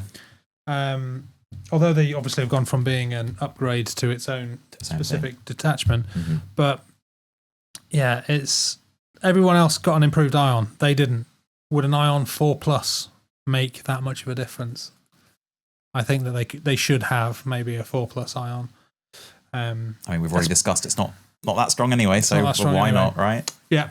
So exactly the same stats as I said, and it comes with the Armiger Lightning Locks, the Volkite, View Glare, and the Gaiji's Siege Claw. He says. So yeah. Anyway, so the Armiger Lightning Lock, I think we're going to see very similar. Yes. To the Styrix and the Maegara. Lightning Locks, shorter range, so 12 inches instead of the 22. 2 dice, 5+ to hit, -2. Very, very similar to the Lightning Locks we saw on the other on the Mechanicum Questoris. Just shorter range, which is a bit of a shame. Yeah. But like I said, it's less likely to hit, but the AP -2 is quite nice. It's very nice against all targets again. Against all targets. Yeah. The Volkite View Glare, 14 inches, 2 dice, 4+ to hit, -1 AP. Front arc, Deflagrate, light AT. So again, very similar to the other Volkite. These are kind of just like mini versions of the bigger ones. And then the Gaiji's Siege Claw, -4 AP, Wrecker 2 Rend. On a Armiger frame, that's very funny. Well, and you're going to have multiple again, aren't you? So like that actually, although it's only Wrecker 2, might be better at taking out Civitas than its Questoris bigger brother, because you've got 2 more opportunities to do it. Yeah. And although it's only -4, not -5, and it's only Wrecker 2, not Wrecker 3, that's still going to be good enough for most Civitas. It's only when you're kind of moving up to like the fortification side or the Militaris scale where that 4 to a 5 is going to make a difference. So if you want a cheap unit to go and just knock down a building, pull walls down, just a big wrecking ball that just rolls down the battlefield, that might be the cheapest way of doing it. Well, 135 points for 3, and it was 140 points for 1 of the Maegara. So you compare those two side by side, and okay, you've got half the range on the Lightning Lock, but you've got twice as many shots. Yeah, effectively. And also, you've got the same speed, so you're going to arrive at your target at the same time if we're going for the Siege Claw, only you're getting 3 attacking the building as opposed to just 1 with slightly better AP. Yeah. I think it's pretty solid. Yep, I look forward to them coming out in plastic when I will finally play with them. But until then, there is a Moirax themed banner. Oh, hello. Well, this is a bit Yu-Gi-Oh of you. What are you doing? I'm giving you the next one. It's time to duel. That was lame. Right. Yeah. Yeah, we can cut that. Get out.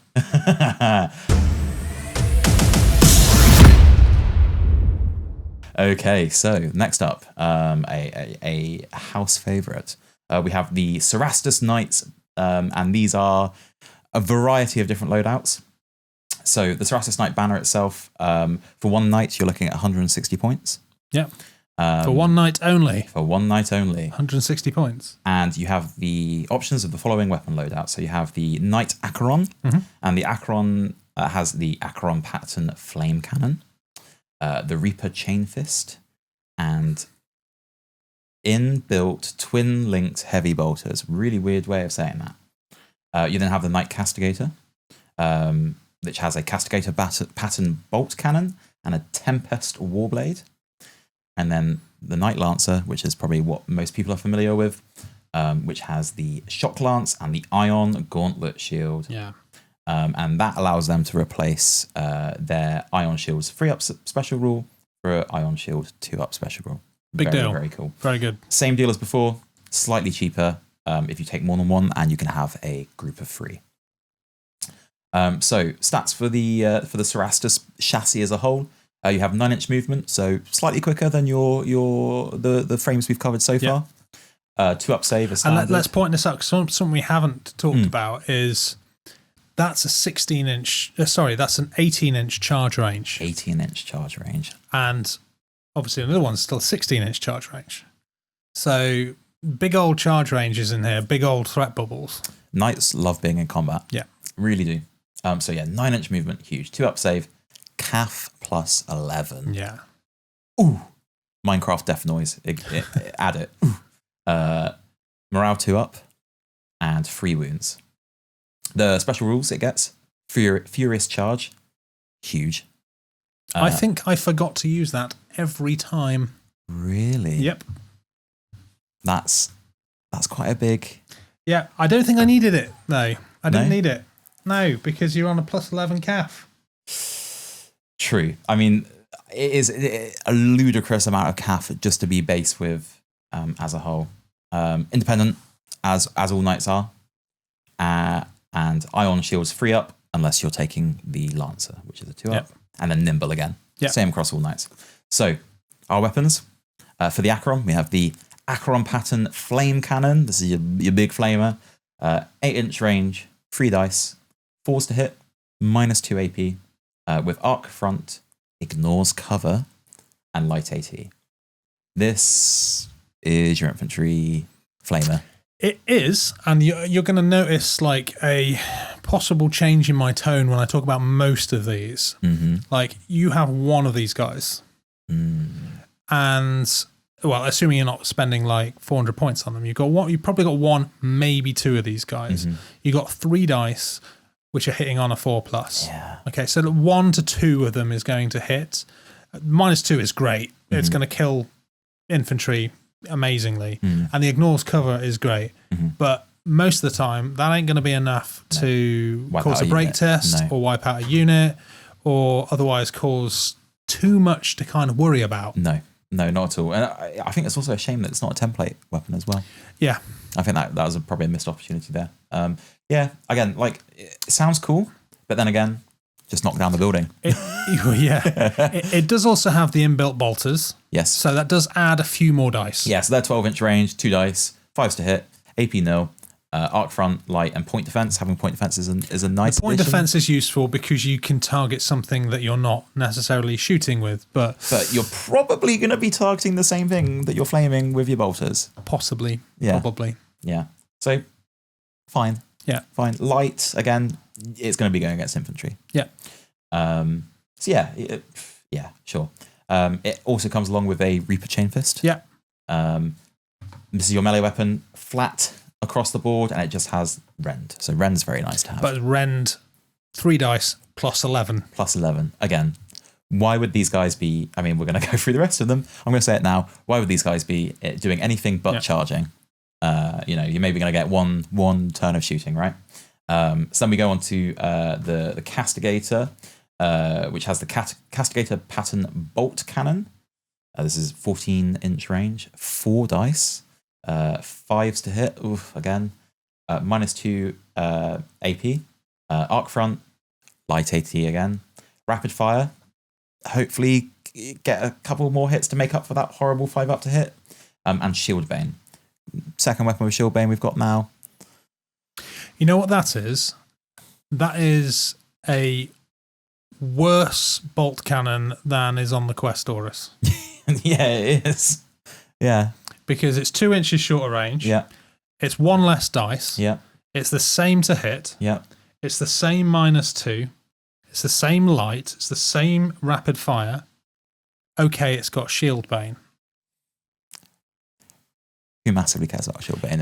And with 4 dice and rapid fire, you're on a 5-up to hit. What's that? 1, 2, maybe 3 hits. Yeah. Very unexciting. If you know that your opponent is taking Titans, or you want to hedge your bets and have something that can take down Titan Shield, it's good for that. Yes. But in every instance where I had both of those models on the board, the Questoris, the cheaper Questoris, outperformed the Castigator. Oh, 100%. Yeah. No, I can imagine. And again, you say that about the Titans, but I would love to have, thank you. I would love to have, I'm a king. Every time. At not speaking into the microphone. I make his life editing so much more difficult. And he's still not doing it. I'm still not doing it. I would ask, why wouldn't you go into melee combat with, I'm just chasing after this mic now, with the Titan as opposed to just trying to strip its shields? I know Titans have a crazy calf, but with Rend, plus 11, Furious Charge. Yeah, but I will tell you why. Go on. Because I found out this to my detriment, I think actually against you. So, in fact, let's hold this point. Let's finish that off. We'll finish this. We'll have the and discussion. we'll come back to it at the end. So that Castigator comes with the Tempest Warblade, same entirely as the Reaper Chainfist. It's just got Rend. It's a melee weapon with Rend. And then we have the everyone's favorite, the Lancer, which has the Shock Lance. Again, no, it's a melee weapon, so nothing across the board. It does have Reach and Rend though, which allows you to attack at models 2 inches away, which is quite good for kind of finishing off other targets, or finishing off an entire unit. I imagine also you can, positioned well enough, even if you've got stacked up people in front of them, you can attack through your allied units as well. Yeah. Well, no, you still have to be in engagement range with. Okay. Yeah. Well, either way, it's nice to have. Yeah. And yeah, Rend. And then it's got its Ion Gauntlet shield, which does actually have a ranged profile like it does in 28 mil. 6-inch range, 2 dice, 5s to hit, -2 AP, and just arc front. So it can hurt. Can hurt anything. Can hurt anything. Ironically, maybe the best ranged weapon, and it's a shield. It's a shield. And it's the best ranged weapon, a 6-inch ranged weapon on the Cerastus. So I will tell you why you would never charge these guys into a Titan. There is nothing on there which gives you engine killer. Which means that the moment you charge one of these into close combat with a Titan, not leaving. It's pinned because the Titan scale is bigger than you. Now I remember that first game. And it can cause a maximum of 1 point of damage a turn. Yes. So I had my Warlord there just ignoring your... Yeah. Was it like... What were they? It was your Warbringer, and it was my Lancer. Yeah. You know, in AT, Lancers absolutely curb stomp. I was terrified when this Lancer sped round my side flank, got into charge range of my Warbringer, and I was like, this Warbringer's carrying my list. If this goes down, I'm screwed. This might be the end of the game for me. You charged into me. I went, oh yeah, there's no way I'm winning that melee roll off. But wait a minute, it's melee, so I've just lost a wound. I have 6 more where that came from. I have 6 more. We came on. So the game will end. Like, there is no way that you can kill me in melee without adding more models to the melee by the end of the game. Yeah, big whoop. You're going to beat me in combat. Yeah, cool. Like, I'm just going to... You know what? I'm gonna just suck that up, hoping my shields hold. And even if they don't, like, I'm now tying up your Lancer, which could be off killing super heavies or even super heavies. Like, yes, you're gonna pin them down. There's 2 problems with Knights in melee. One is that they outscale everything other than Titans or other Knights, which means that other people can shoot you while you're in combat. Okay, they take a negative, but they can apply damage to you while you're in combat and kill you while you're in combat. The other thing is that most of the melee weapons, I say most because we'll come to one in a minute, which is different, don't have that engine killer. So they're only doing 1 wound. I charged into some Thanatars with my Lancer, and I won the combat every single round, but I was only doing 1 point of damage against all of them individually, and they were 2 deep, so I used my reach to attack the ones at the back. It took me 2 rounds of combat to just break out of that. Okay, it stopped them shooting at other things because they were pinned. But yeah, it's sound. You look at that calf, you look at all that Rend, you think wicked, but these guys need to be charging the right stuff. They need to be charging tanks, like normal vehicles. They need to be charging infantry.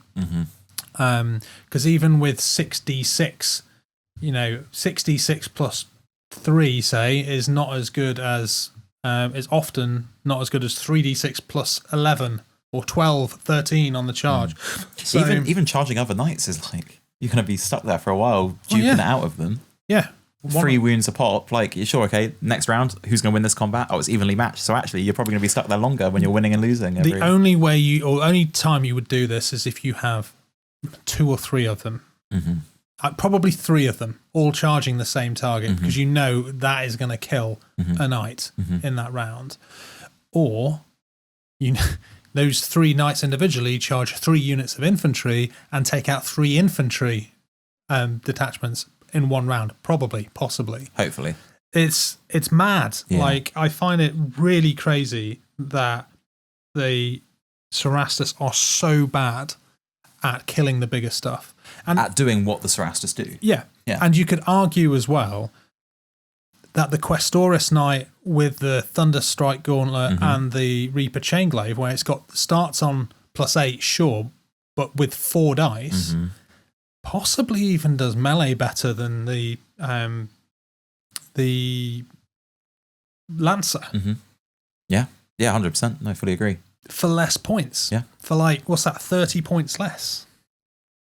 So very weird position for them to be in. I find the Cerastus in a very strange position. They are fast. And certain targets will crumble. Certain targets, very, very good. But their biggest weakness against all of these is when you're in combat, they can still shoot you.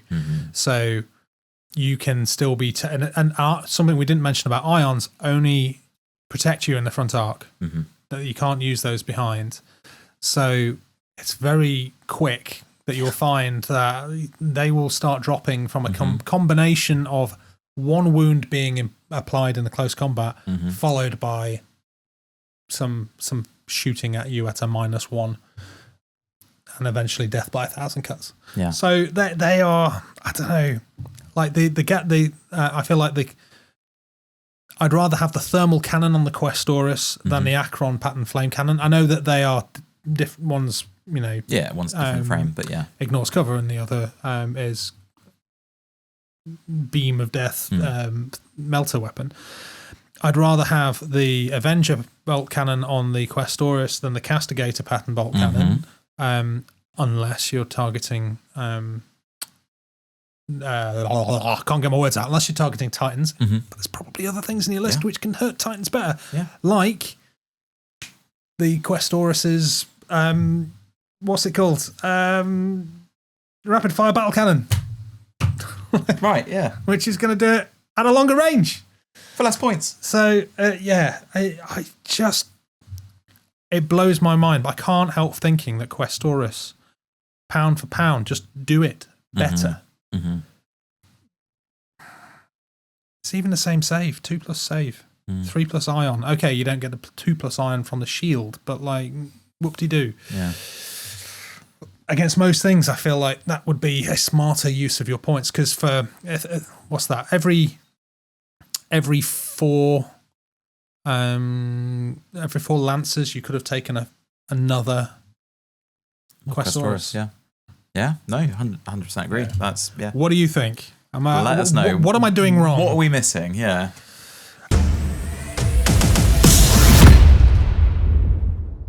Let's move on to the Atrapos. Yes. Atrapos, great fun in AT, a bit middling in a bit middling in AT. I think really comes into their own a bit here.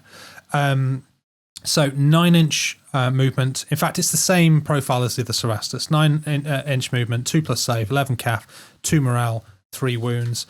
One of them is 180 points, so it is 20 points more expensive than the Cerastus. Decent chunk. It comes with a Graviton Singularity Cannon and an Atrapos Las Cutter, and it is 170 for 1, or you can increase this detachment by 1 for 170 points extra, or 340 for 2. The Graviton Singularity Cannon is a 16-inch range weapon with 2 dice hitting on a 3+ for an AP of -3. It is Arc Front Armor Bane, Collapsing Singularity. So 2 dice hitting on 3s, -3.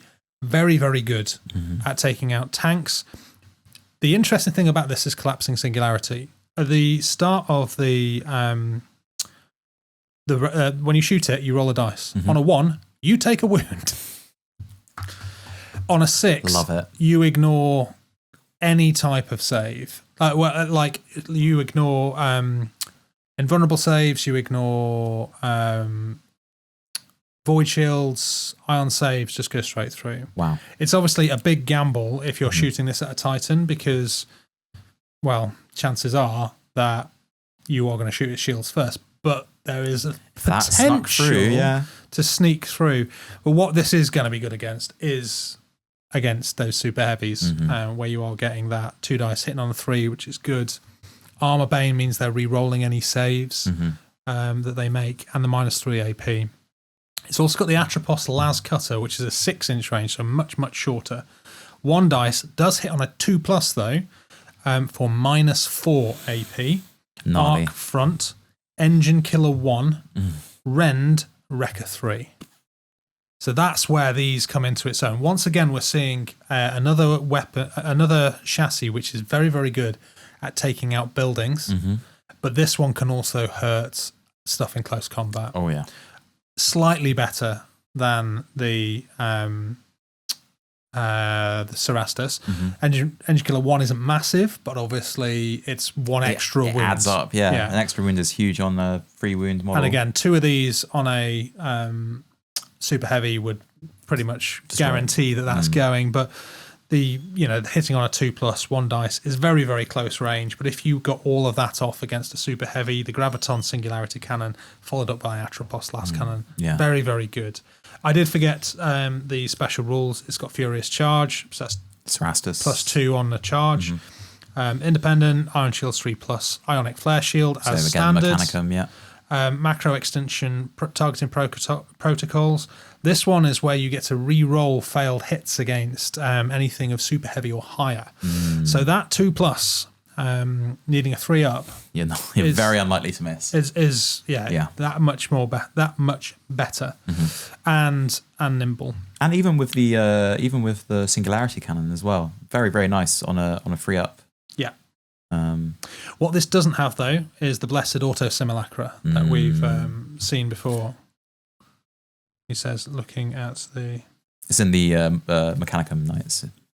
Yes, I wanted to make sure that we got the right one, and it wasn't... Yes, Blessed Auto Simulacra. So, it could hurt itself. It's not going to regain those wounds back. Probably an intentional rules decision there. But this is obviously more expensive than the Cerastus. However, if you wanted something that you wanted to get into close combat with, but also had options elsewhere, I think that these are the Cerastus variants that you take for killing heavier stuff. So your Cerastus, sure, send them against infantry. Send these guys against the super heavies. I guess they're losing out Rend in close. No, they got Rend. Oh, they got Rend as well. I missed that. Oh, okay, yeah, very nice. Very, very nice. Yeah. Very respectable, I would say. Glad I've got a few of those. Yeah. Because so far, it's not been good for the rest of them.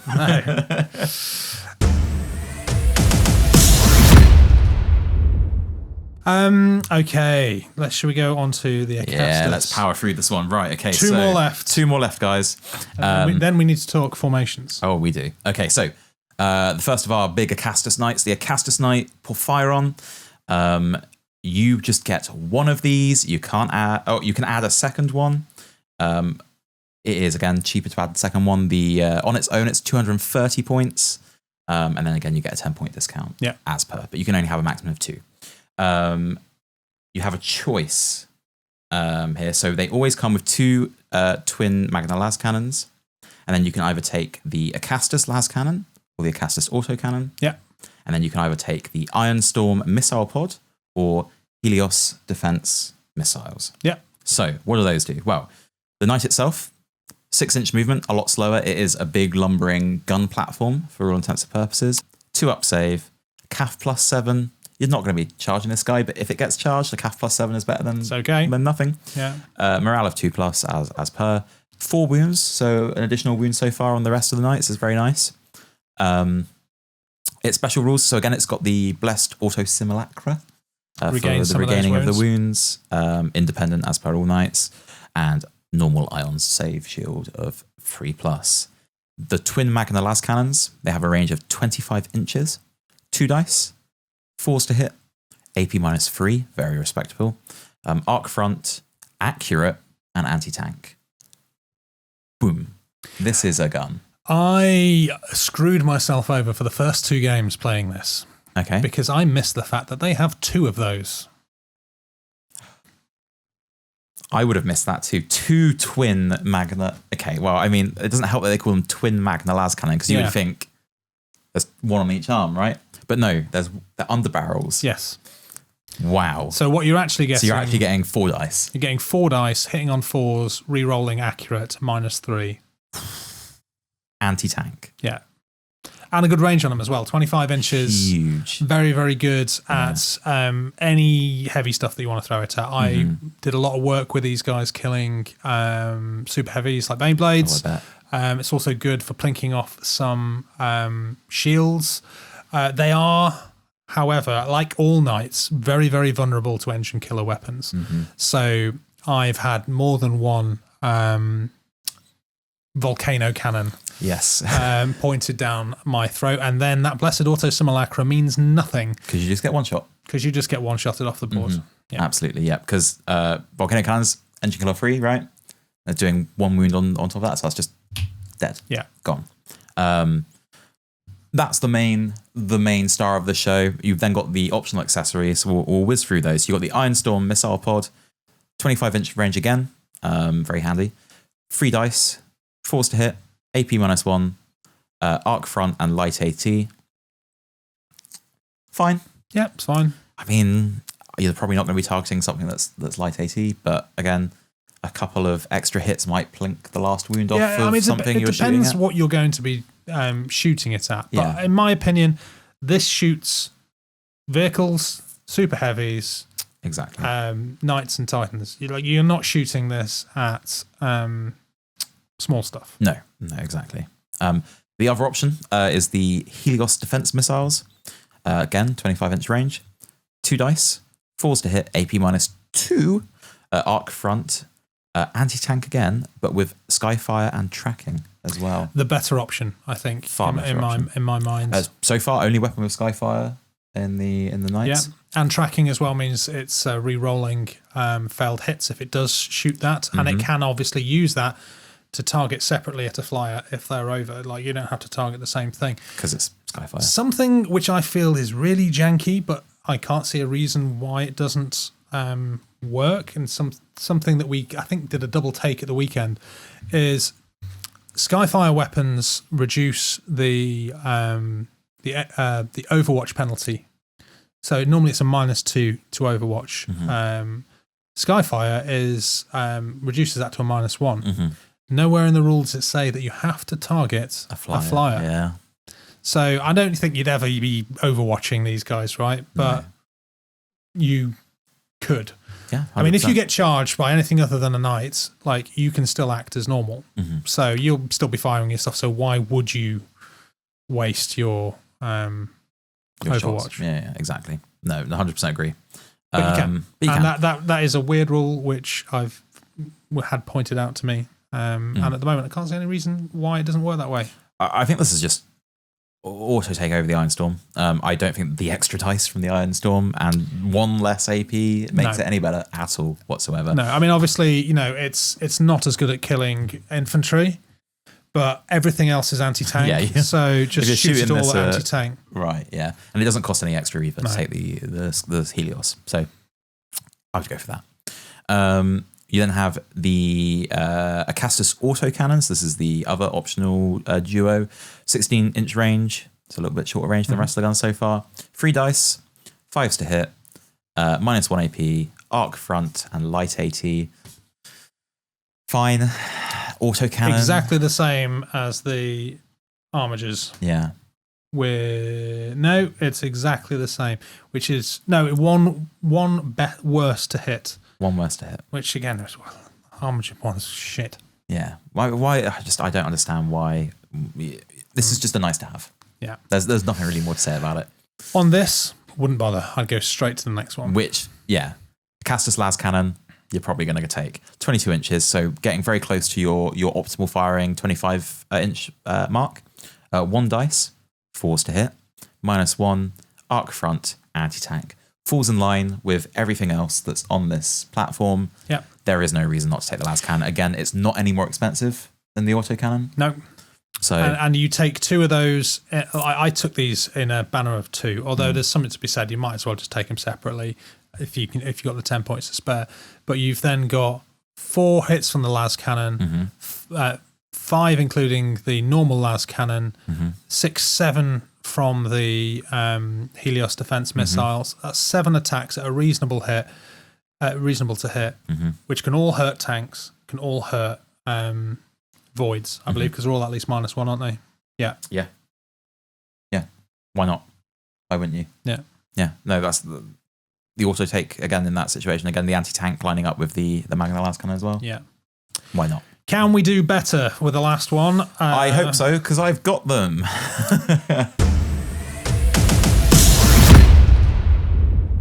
The Asterius. So the Asterius go up in points again. They are 240 points over 230. They come with 2 conversion beam cannons, Karachnos mortar battery, and a Volkite culverin.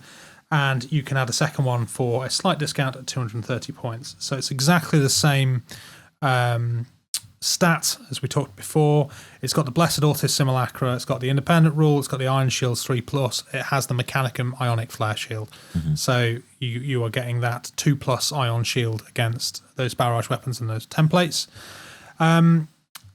It's the Conversion Beam Cannon, of which there is 2, remember. There is 2 of these. 2 arms, 2 cannons. So it's a fairly standard Conversion Beamer loadout. 6 inches, you're on 1 dice to hit 4 plus -2 arc front. Then 6 to 18, it's 1 dice hitting on a 3 plus, AP -3 arc demolisher. And 18 to 35, it's 2 dice hitting on a 3 plus, -4 arc demolisher.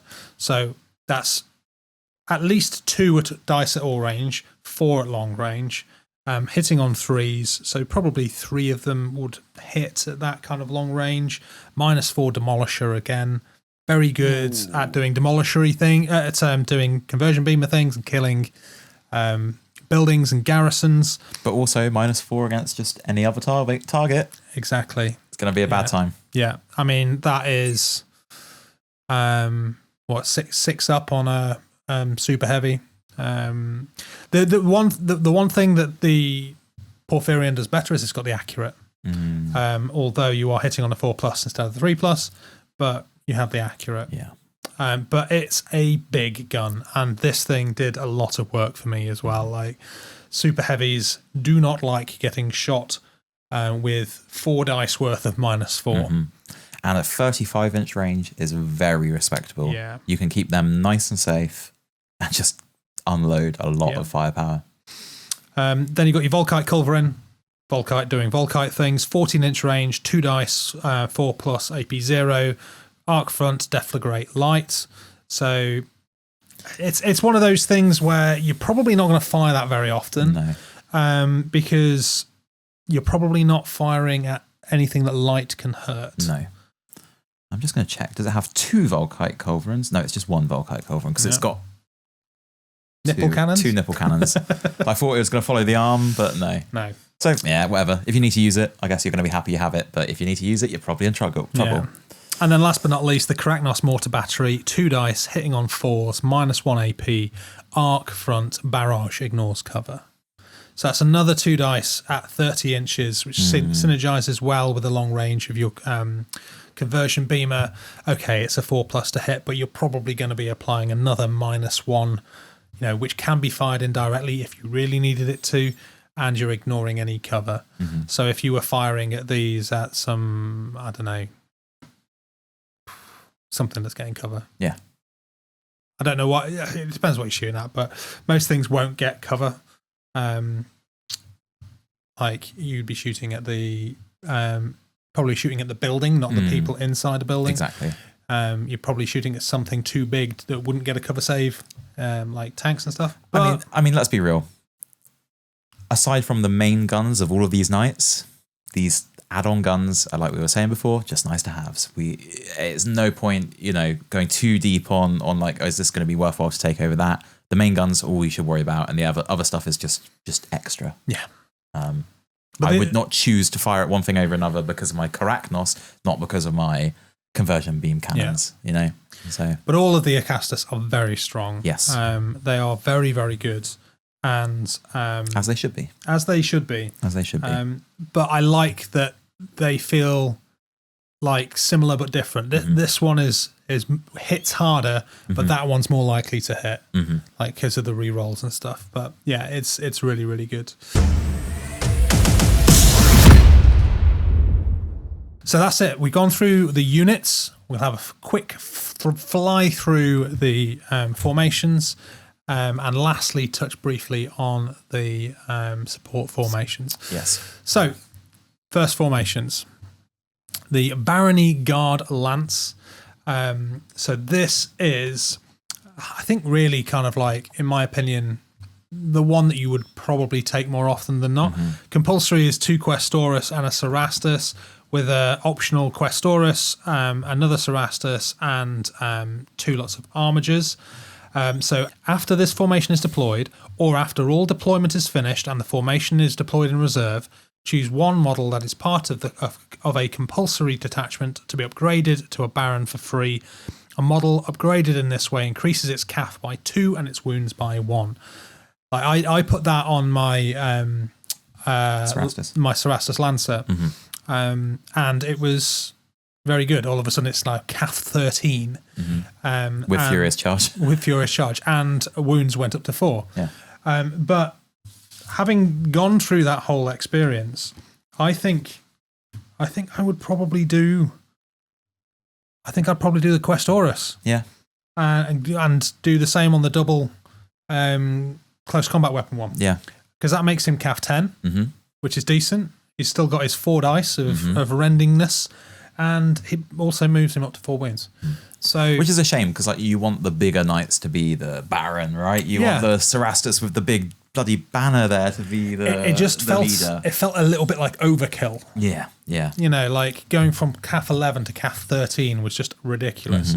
But it's a nice additional bonus to have on one model, and it's got a good selection of Questoris and Cerastus. Whether you take a Cerastus Knight Lancer or you could take some Atrapos, that's up to you. I think I'd probably lean now, knowing what I know, or knowing what I experienced last time, and in the games that I played, probably would have taken the Atrapos instead. 100%. Yeah, very cool. Nice to have a HQ upgrade option. A lot of these formations, sadly, don't have a lot of additions apart from just this is what you're allowed to take. So it's nice to have a little bit of a key word there. Okay, so next up is the Vanguard Lance, and this has the compulsory detachments of 2 Cerastus and 1 Armiger banner, with the optional detachments of 2 more Cerastus and 2 more Armigers. So a lighter, quicker, faster Vanguard Lance. Definitely a faster one. Yes, because the Household's Spear special rule for this lance is that all detachments within this formation gain the forward deployment special rule. Yeah, very nice. We like that. We like having our melee units further up the board. Now, forward deployment, remind me, is that suffering the same FAQ that Infiltrate did? Can we charge off of a forward deploy? You can charge off a forward deploy. So you can move 9 inches forwards, and then you can charge another 18. That's very nice. That opens up first turn charging with these. And that is a reason maybe why you would take some Lancers or you would take some normal Questoris. But then it also, if there is Titans, you can charge a Titan with an Atrapos or something. Exactly. And you know what? Getting even just normal Lancers in your opponent's face before they've potentially even left the deployment zone or far from it, that's going to mess up their game plan, whether it gets stuck there all game or gets shot down in the next turn. It's just a quite expensive formation. Yes. I mean, you're talking 160 minimum for for Cerastus. So that's what, 160, 340, 520 for the minimum components. And that would be 3 models. And again, the Armigers as well. Can't sleep on them. obviously having the option to go and demolish a building half, in your opponent's half of the board on the first turn. And the fact that they're just slightly slower, that extra movement is, huge. Helps them get into the range of their stuff. 100%, yeah. So yeah, just don't leave them exposed because they're not as hardy as the other Knight chassis, and they will just get off the board. We love shock and awe. We do. Next up, we have the Bonded Household Lance. 2 Questoris as base, and then you get optional of Questoris, Cerastus, Acastus, and Armigers. This is like your I can take everything in one lance. Formation. Yeah. However, there is a restriction because Favoured by the Omnissiah means that Questoris Knight detachments within this formation must be filled with Questoris Mechanicum Knight banner detachments. Armiger Knight detachments within this formation must be filled with Mechanicum Knight Moirax banner detachments. So those 3 Questoris slots must be Mechanicum based, and those 2 Armigers must be Mechanicum based, which means the only one you've got options of is the Cerastus and the Acastus. So when I said it's like a take anything, actually it's not. You're probably taking all of the Mechanicum options in that one, because both the Cerastus Mechanicum variant and arguably even the Acastus Mechanicum variant are just better. Yeah. This is your Mechanicum Knights. No special rules on that one either, apart from just the restriction of just the restriction. Building. Yeah. Lovely stuff. We like to see it. Right. Next up, we have the Bastion Lance.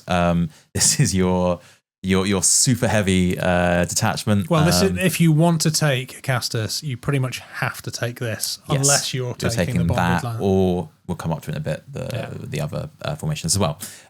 So your compulsory detachments for this one are 2 Acastus, huge, and 1 Questoris, with the optional detachments of another Questoris and 2 Armiger units. No special rules. Just a way that if you've taken something like the Vanguard Lance or something that doesn't have the Acastus options in it, that you can get those heavier firepower pieces on the board for the tax of a Questoris, which, from our review, you're probably going to want to take anyway. And this is how I took 4 Acastus in my 3,000 points, because I took them as 2 of 2.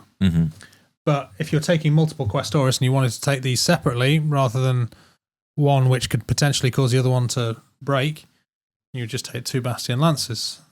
2 minimum Bastion Lances. Right.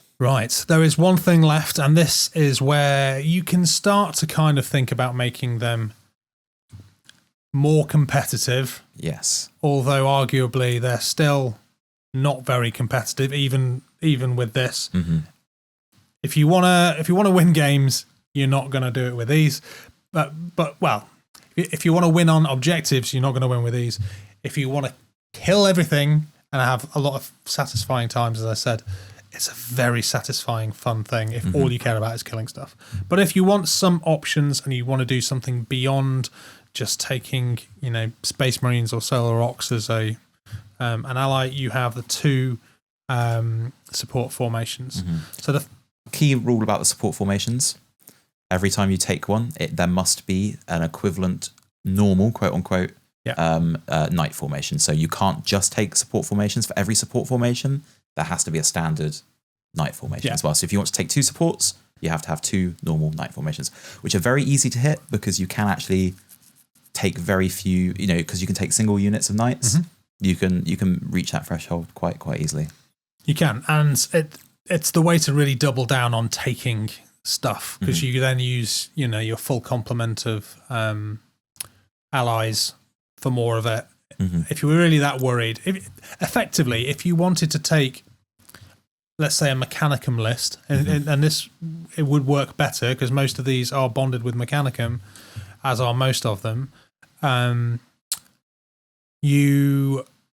It's like getting a way of getting more knights than you normally would into a Mechanicum force. Sort of. This is like if you wanted to flip the allies on the other end and you just had additional knights and then some Mechanicum backup. You could probably get close to 50-50 with this kind of setup. This is how I've done my Malanax. So I've got both of the support formations and I've got 2 very small normal detachment formations. So it's very nice to have that option. As uncompetitive it is, but I don't make competitive lists. I like having fun. Fun, rule of cool. Yeah, damn right. So, Knight households retain a cohort. So it has a compulsory detachment of a Knight, 2 Vanguard, and then 2 more Knights, so I guess it's any type of Knight, and 2 Armigers, and then 3 more Vanguards. As optional. So, Household Vanguard, all Vanguard detachment slots within this support formation must be filled by detachments taken from the Mechanicum Tagmata army list. Detachments taken from the Mechanicum Tagmata army list must have the Cybernetica Cortex special rule. So that does mean that you can't take things like Ursarax, but you can take, is it the Vulturax and the Vorax? It has to be the cybernetic. It's only those two. That's the only additionals you can take with that one. But in addition, Knight detachments in this support formation gain special rules depending on the compulsory detachments chosen. If all compulsory detachment slots are filled with Vorax Battle Automata Maniple detachments, then all Knight detachments in this support formation gain the forward deployment special rule. So that would synergize probably quite nicely with the Vanguard formation that we looked at earlier. And if all compulsory Vanguard detachment slots are filled with Vulturax Stratos Automata squadron detachments, then all Knight detachments in this support formation gain the outflank special rule. I hope you're ready for some Cerastus. My body is ready to turn up in your flank. All Questoris Knight banners and Cerastus Knight banner detachments within this support formation gain the Cortex controller special rule, so they can basically use their non-standard programming. So, quick overview for those that don't know: Mechanicum units, specifically for those that require Cortex controllers, only have a certain number of orders they're actually allowed to use. When they're nearby Knights with the Cortex controller rule, which is usually only found on like Tech Priests and stuff like that in the Mechanicum lists, you can basically give them whatever orders you want because they're like commanding them and controlling them, right? Yep. Interesting one about that one as well is that it's only the compulsory detachments that matter for the special rule you get. So you should fill out the compulsory detachments with one or the other, not both, or you're not getting any special rules. But it does mean that you can take in the optional detachments the other unit, so either Vorax or Vulturax, whichever one you haven't taken for the compulsory, and that doesn't mess with the special rules at all. They just don't get that ability. Special ability. So let's say you've taken Vulturax as your compulsory, and you've got some Lancers or some Cerastus coming up on the side. They'll rock up on the side with the Vulturax, and then you would just deploy your Vorax normally, but they are able to be taken along because of this. And it is probably worth thinking about whether that is a Knight detachment that you expand beyond the base 1, because then all of them will get the outflank, or all of them will get the forward deploy. Yeah, a big group of 4 coming in from the side could be quite gnarly, or even you could do a surprise Acastus, because it is just Knight. There is no specification of what Knight you take, so you could just have an Acastus rocking up on outflank, and if it wasn't in range at your deployment zone, it's going to be in range. Don't mind me, I'm just checking. You're checking outflank. No, I'm checking the Knight thing. I'm pretty sure you're right, but I'm just checking. I'm always right. I'm never right. Yeah. Just because I know we'll get schooled otherwise. We're going to get schooled by the cool kids. Yeah, it's just Knight. Yeah, it just generically says Knight. I have been burnt too many times by these cards. I know. Well, it doesn't help that it says Knight, but then it has the Questoris helm. But no, it means, when it says Knight, it just means any Knight. I think Armigers count under that as well. I don't quote me on that one though. I'm not going to check the rule book. Don't quote him on that one. Don't quote me on that one. I'm pretty sure Armigers are Knights. Therefore, it might be a thing. Yeah, who knows? So the final support formation we have, or the second and final, is the Aegis cohort. So this is the compulsory detachment of 1 Knight and 2 support detachments. With the optional detachments of an additional Knight, 2 more support detachments, and 2 more Bastion detachments. So very interesting there. I think this one is... That one is cool for special abilities. I think if you want stuff to actually capture objectives, this is the one you go for. So this one has the inducted automata special rule. All slots within this support formation, apart from Knight detachment slots, must be filled by detachments taken from the Mechanicum Tagmata army list. Detachments taken from the Mechanicum Tagmata army list must have the Cybernetica Cortex X special rule, same as before. Yeah. All Knight detachments within the support formation gain the Cortex controller special. So same again. Unfortunately, no special rules with this one that you get any bonuses for. But what it does mean is that you can load up on some of the more common Tagmata army constructs. So it's the Artalax, which from the tournament we've just had, very good, very scary jetpack monsters. You get the Thanatars, Domitars, Castellax. Castellax is the other one I was thinking of. Loading up on like 6 to 8 Castellax in a unit, and just, I mean, they're walking blocks of wounds. They're expensive, yes, but I think Castellax are the ones where you compared to the Arlatax or however you pronounce it, you can get more bases in a detachment of the Castellax. You do pay a bit of a premium for it, but if you wanted something to hold an objective, because they are just walkers, they have a slight, it's 3, I think, is the tactical strength. Yeah. So it's not as good as infantry, but still a lot better than a knight. Knights. And hopefully, as we discussed, the knights are going to be killing stuff. And these Mechanicum units aren't anything to sniff at either, The only thing I think maybe the Castellax, that I think, if I recall, their weapons are quite light. Yes. Whereas you've got things like, I'm going to get these the wrong way around. I think it's the Domitar has got like the missile launchers, which is pretty good. Yeah. And then you've got the Thanatar's the big one, right? I would take them all day because they're just cool.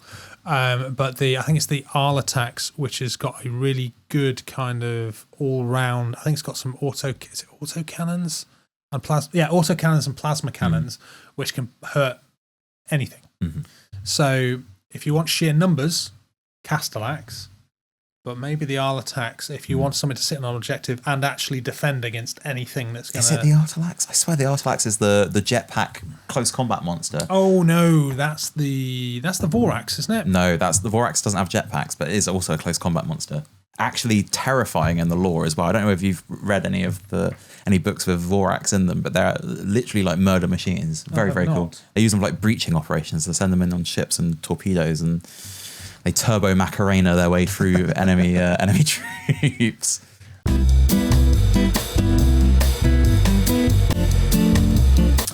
So now we're back, and Alex has been proven right. I apologise. It's all right. Arlatax, but I would argue the LI model doesn't look like it's got that many guns on it.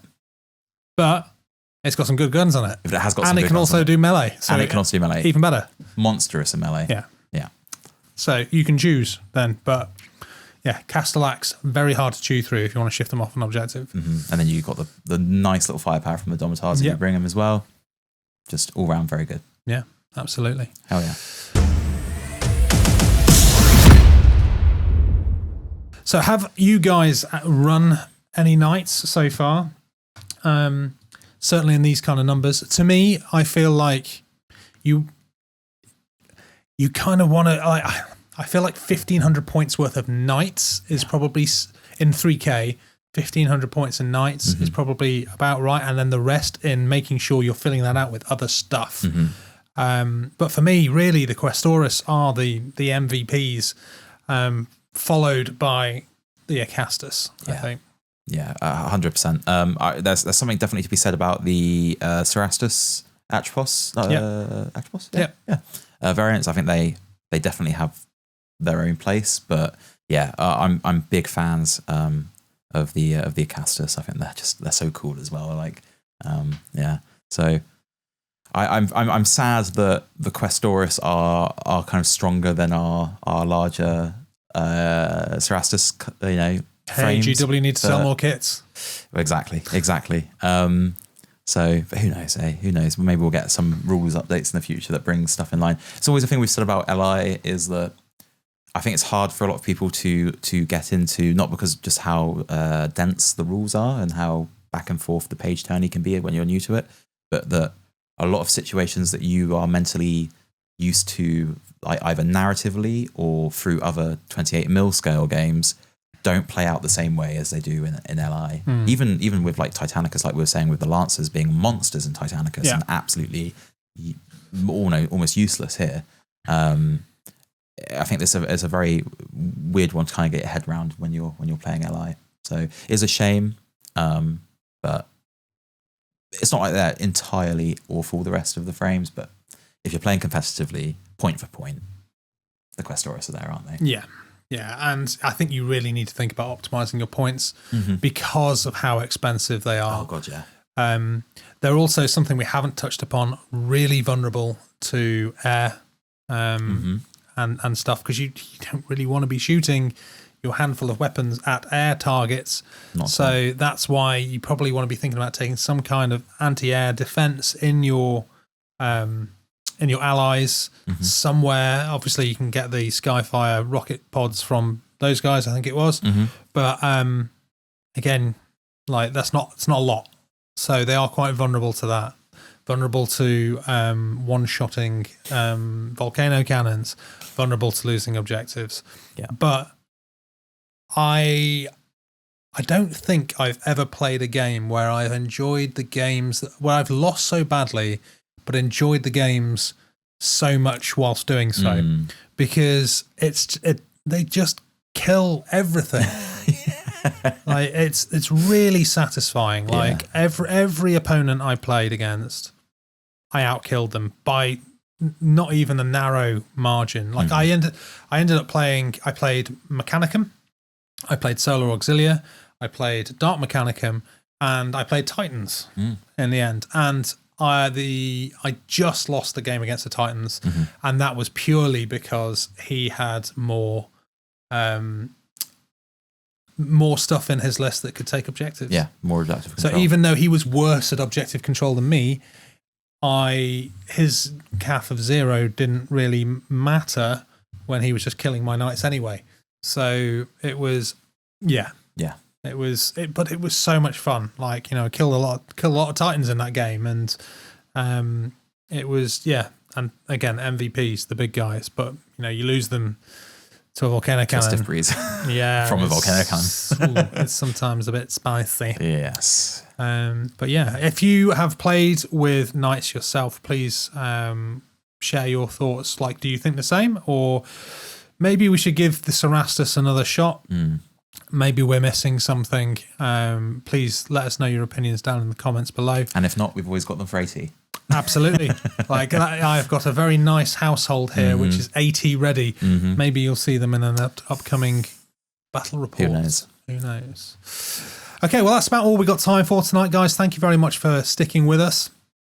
As always, please do go into the sphere, click the buttons which make the pop-ups and the things with the subscribing and all that good stuff. The YouTube demon, feed it. Just need 290 of you to start subscribing, and that means that'll take us over 4K. I know how many of you are watching these videos and how many of you are not subscribed to us at the moment. So, do the thing. Please. Do the thing. Don't make us beg. I think I'm pretty much begging at this point. Yeah. Do the thing. Do the thing. Anyway. With that. Next up, keep an eye out for our latest battle report for Adeptus Titanicus. That will be dropping soon.